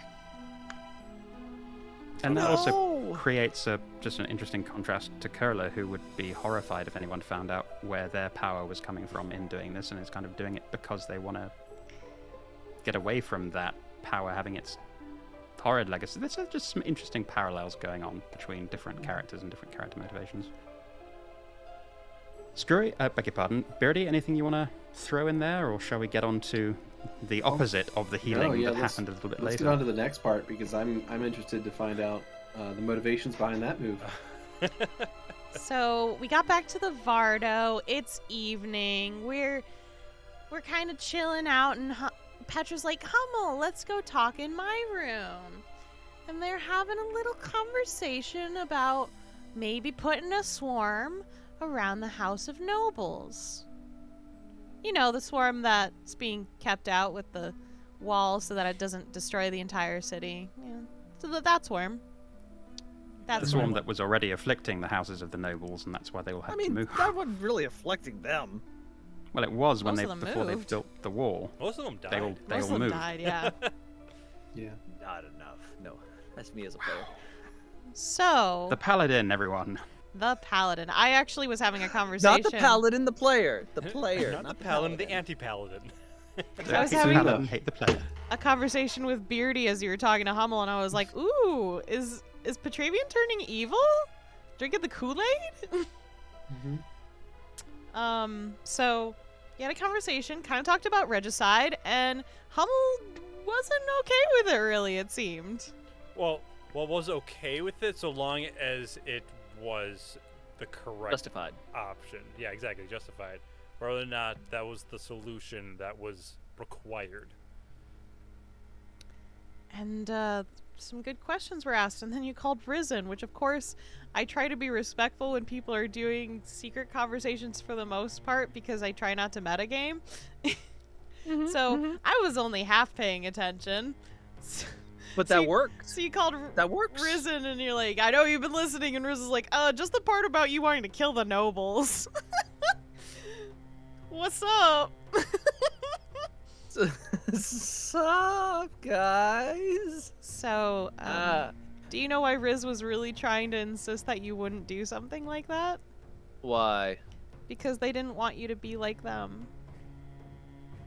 Aww. They were like, no, if anyone's gonna do something bad like that, it should be me. You're a good boy, so don't sully yourself, okay? So Riz was really worried about you. So that's why they kind of were more like, oh no, this is maybe not a good idea. I mean, I'm not gonna say it was a. Okay. If they are awful people making awful decisions, that It's a ghost. Ooh. The ghost. if they didn't meet, thank you, buddy.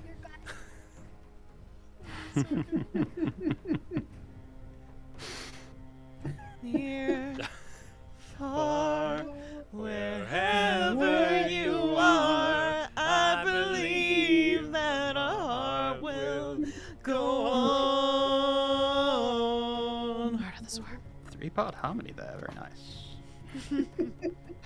Skrewy, you're still muted. That was very nice. Thank you. Petra.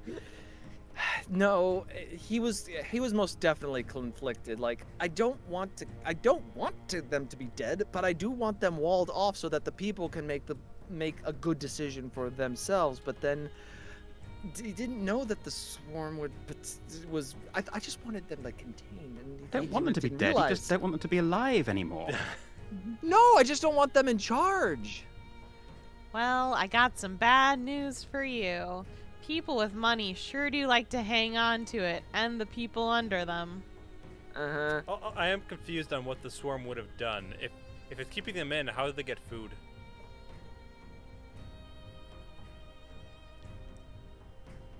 Eat the rich.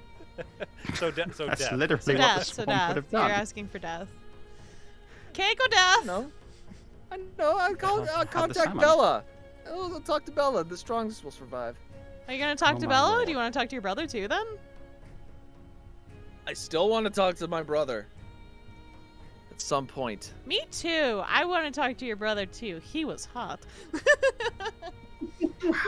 Did you see that beard, Chris? Manly. So shiny.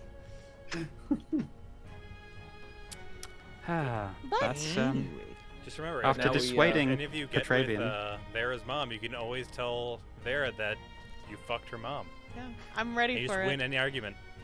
Oh yeah? Well, I fucked your mom. What? And thus Automatic win. ended Petra.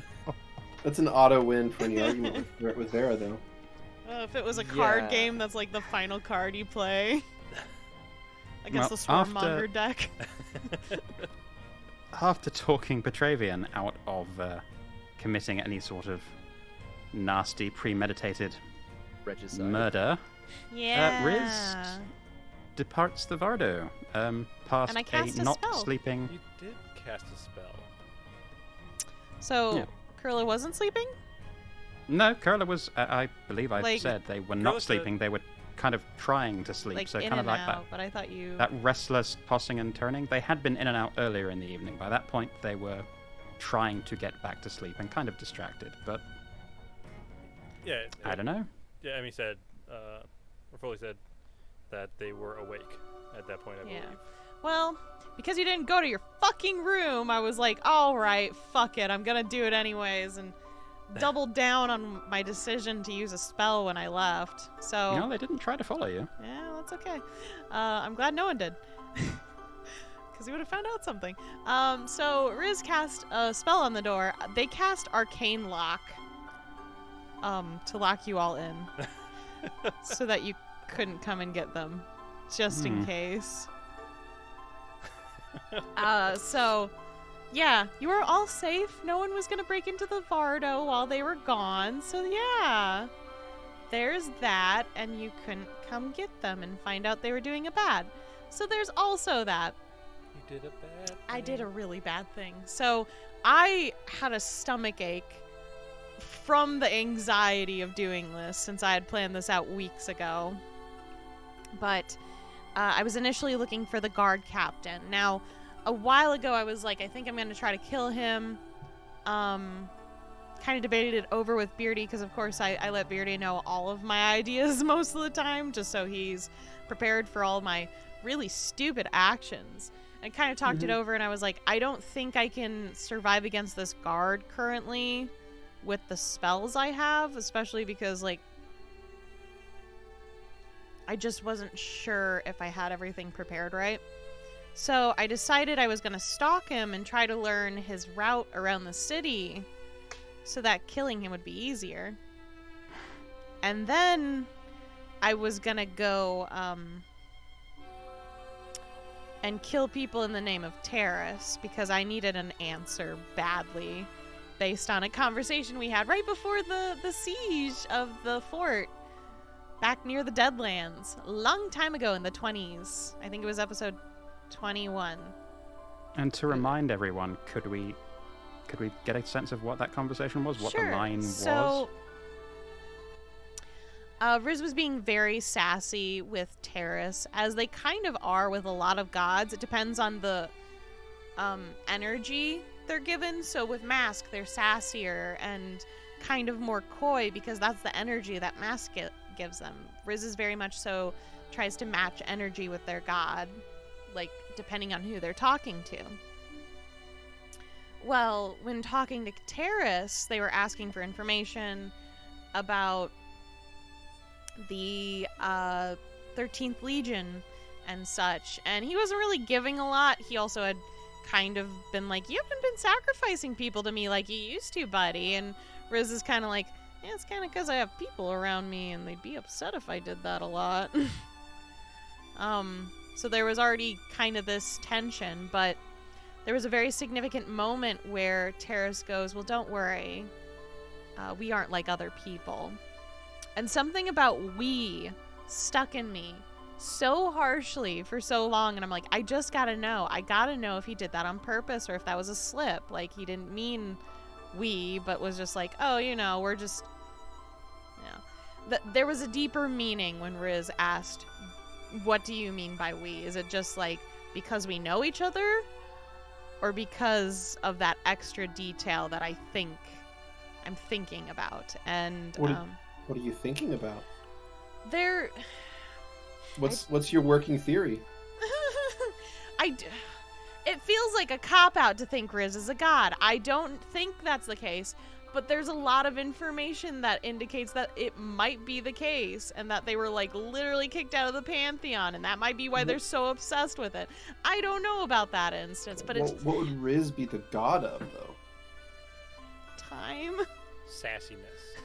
Sassiness. God of sass. Murdering hobos? Yeah. We need a god of those. Wow, the death glare there. The death glare is real. I can feel it in my soul. So, or perchance, I know Xeno's theory is, I think it was yours, that maybe Riz is a herald. For some reason, I'm on the outs with Thess, and obviously all the other gods seem still really chill with them. So there's just obviously something different. There's an othering that, of course, Riz kind of instinctively has done throughout their life of memory, but also just based on how they interacted with them. And they wanted more. They wanted more from Terrace after killing those people. And had they probably gone and just killed the people we all healed, they might have gotten more because it would have been with more reckless abandon in his name. But, yeah, they didn't feel good. Now, Keni as a person, I didn't like doing it because this world is real to me. These are people's lives that I just ended. They're just gone. They have no more story. So, from Kenny's perspective at least, it is real bad. And I Committed feel a terrible crime. and No, I 15. and I know it was very much so in the name of story for my character, but that doesn't make me as the player feel any better about my decision. This is why I don't think I can actually play like legitimate evil characters, because I will just be too distressed. Don't worry, leave it to me. I know, Kyle, you fucking psychopath. Was But it made worse by the fact that all that healing had taken place earlier in the episode? For Riz, yes. I personally, as a player, was already like upset about this before the game started. I had been pacing like all day about it. Literally, like that day and the day before. Yeah, I was like, I'm just thinking about the thing I'm doing. Which made me happy. Yeah, Mhm. Kyle And of was course- enjoying it. I was super looking forward to it because I already knew the plans ahead of time, so I was very much looking forward to that whole session. So so good. But for Riz, yeah, it made it a lot worse that we went out and looked at the people and like got names and like got to know their strifes and shit, because I imagine throughout it all we still got to like meet some of these people. Even if we didn't go over every detail, of course there would have been people who talked to us and came up to us and been like, thank you, and been sweet. Obviously we were offered food. All of that amalgamation absolutely wrecked Riz, and them wanting to not feel was very different than the outcome that actually did happen, which was they did, and it was pretty shitty. And sure, they got their answer, but they're not even sure they want it anymore. And they didn't turn back time, even with knowing. And I don't think they even think they could, because they talked to a god. They probably were like, no, it's too late. That's the end point. As soon as I talk to them, they know. I can't Plus, just... even trying would have probably pissed off. Yeah. They've already been in the outs with Terrace, and they're so God-fearing that they just can't handle any of the gods hating them. They don't want mom and dad to be disappointed. Yeah, they don't want to disappoint their parents and their family and their aunts and uncles and their cousins and their siblings. They don't want to disappoint them, and they're not doing so hot. So they broke down on the side of their Vardo and then cried to their horse, and they were kind of angry that it wasn't their first horse, because that's the one being that knew them the best originally, and it's different now. So it's a lot for them, and they're not okay right now. And I'm still not okay. I personally feel terrible about it still. You need to summon your old horse's soul and put it in a new construct. Nah. Let the dead be dead. Sometimes, dead's better. Yeah. But because they were so restless in the night, they decided to be self-reckless, self-destructive in a way almost. So they sat on their bed and, kind of in their anxiety, wanting to just shut out the world for a little bit, they decided to try to scry on Marcus the Betrayer or Destroyer. I keep forgetting which bad thing it was. Either title is used. Awesome, cool. Then I'm Interchangeable. right. Yeah. Marcus the Magician didn't stick. No one liked bought that. it. Yeah. Marcus the Magnificent didn't work. Well, they tried to scry on him because they're like, oh, well, we're trying to get this, and so we're kind of sidetracked from getting that other spell, but this is still significant in stopping the spread of the Deadlands right now. I should probably see how far he's gone on what he's doing. After all, he said he'd take back Proto, so fuck you. So they tried to scry on him, and it didn't work at first, and of course I was going to use a fucking fate point to turn back time and mentally battle this bitch. I don't know if you're actually trying to talk, Skrewy, or if you're just You're mouthing things, or you're muted if you are. He's singing I like a know I turn was back time. muted. I was mouthing. If I could turn. Oh, back okay. time. Now we're gonna get a second wanna hear that. DMCA. Second DMCA strike. I am curious, though, going back to Riz murdering. What were your guys' reaction? Because I was too distraught to actually look at people's faces because I was feeling really bad. So, how did you guys feel in that moment of having to hear that? I mean, as a obviously only speaking as a player, but Riz has alluded to having done horrible things in the past, and the characters tend to kind of either sort of just brush that off or just not be paying attention to it. But as players, at least I have certainly taken note of that.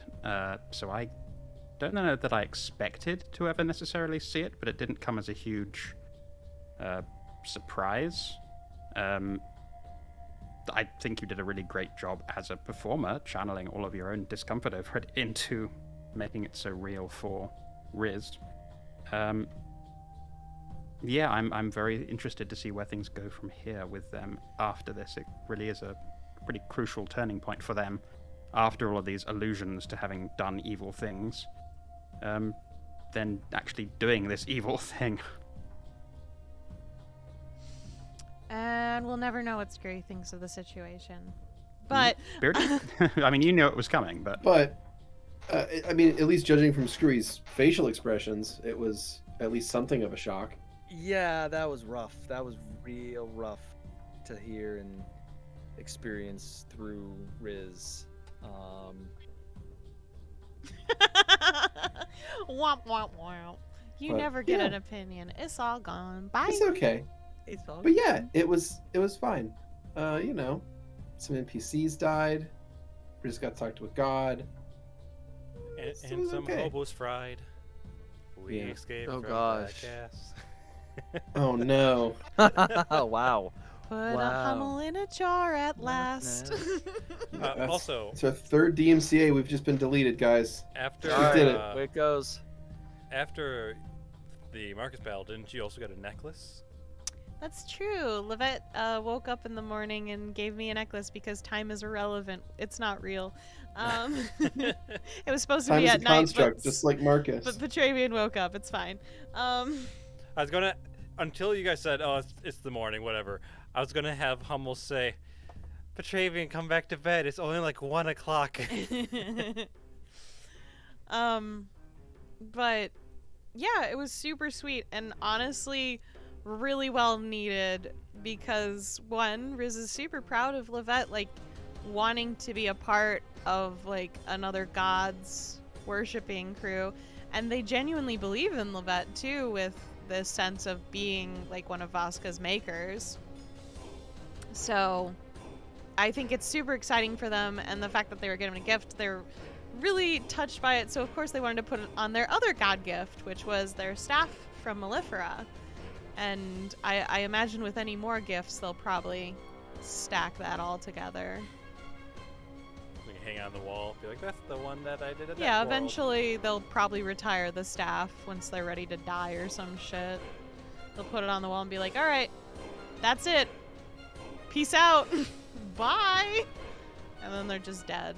And that'll be the end of Riz. Yep. Just get Thanos snapped. Yep. They used too much time. Now they're gone. You have that spawn power meter before Yeah. he gets sent back to hell. Yeah. So it was very sweet, and I was for Riz, it was a very good moment because they needed someone to care about them.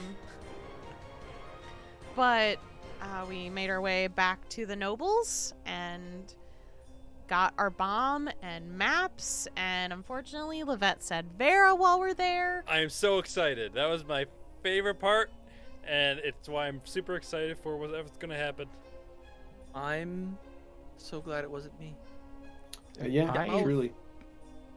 Debated for a good split second whether or not to bring attention to it, because I don't know that you can correct me if I'm wrong, Beardy, but I don't know if you had caught that.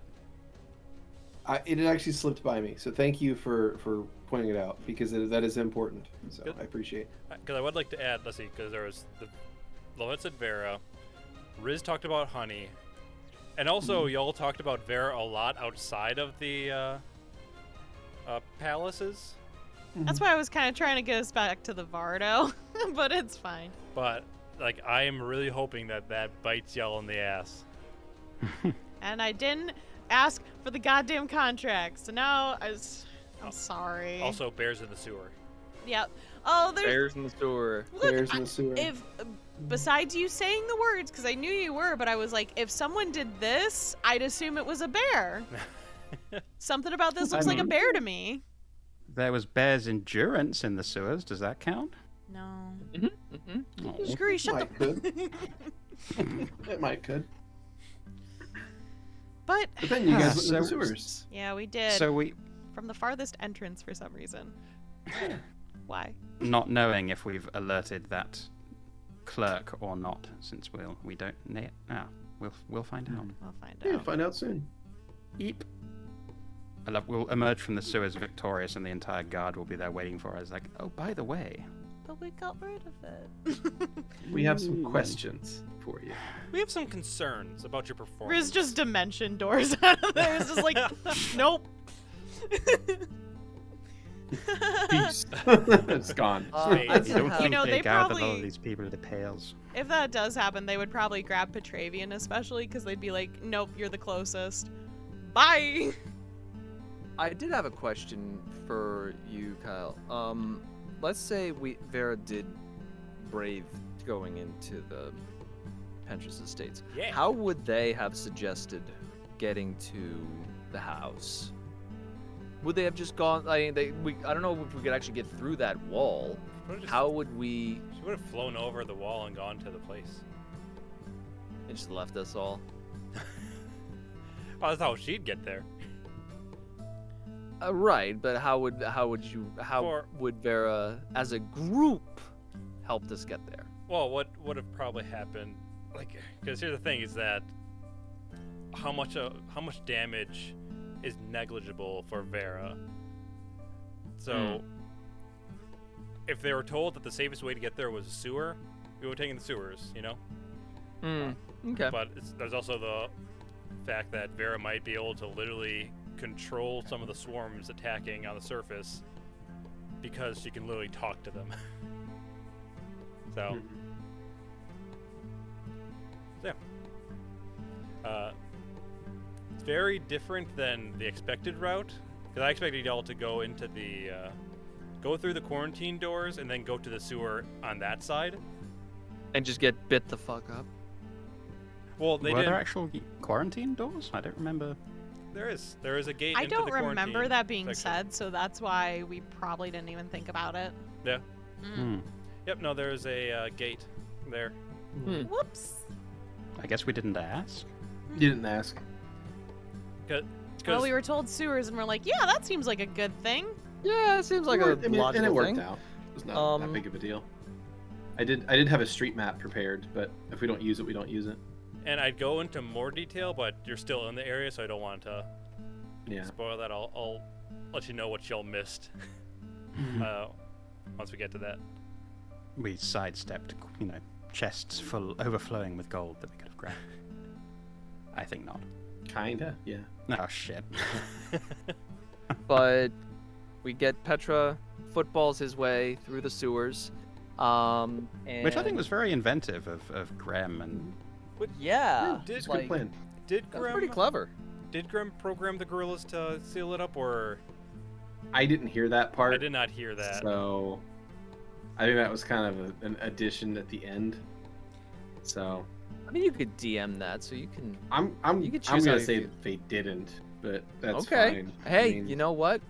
So We'll see how that goes. What's a few like million mosquitoes coming through the sewers? right? I mean, it's only like maybe a couple dozen more dead. I mean, whatever. Up through people's Who's sewers, counting? up through their privies and biting their asses.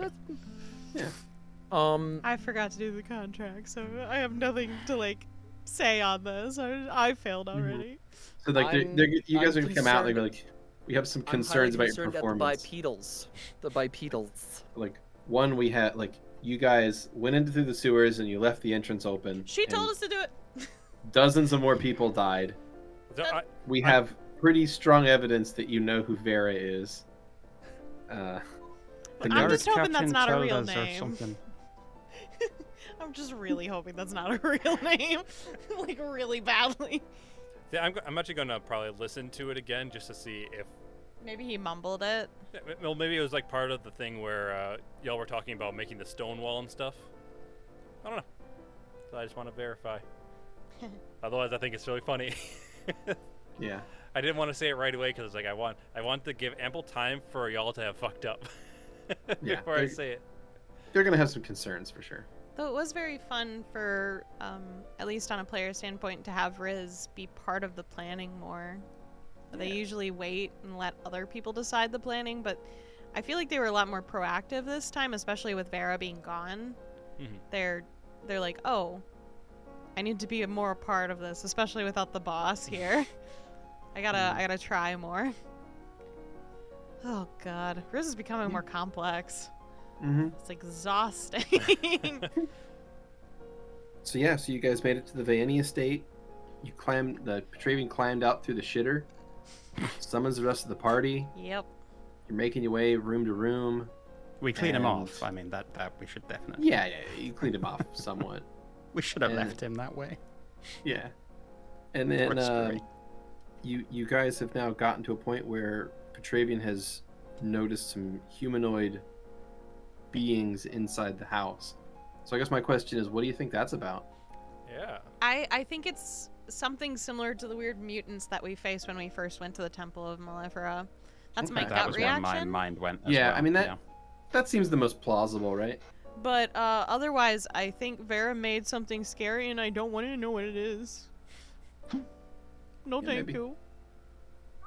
Or we're about to find not mutants, but just actual members of whatever hive Vera and Oh Bahrain yeah, this set is up, like a who are okay.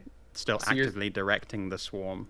Yeah, so you think that this could be like a splinter hive of Malifera, and that these are like Maliferans in here that are directing it. Actual I like that. cultists. Yeah, Maybe? Never Who before all- knows? seen. they're all cultists, Kenny. Yeah, I know. Oh well. Well, Good it'll be stuff. something unexpected, I think. But we will find out in a week. I'm already ready to play D&D. I went to bed last night and was like, I want to play more D&D. Yeah, I mean, I'm prepped. Who wants to just start rolling now? Oh, it'd be so good, but I'm tired after checkpoint. I'm gonna be honest. I wouldn't be Yeah. on my game. Might be time Plus, for I a think nap. Grem would have something to say about Yeah, that. right? We can't do it without That's Levette. true. We do need everybody. Especially for the fight we're about to go into, I'm pretty sure.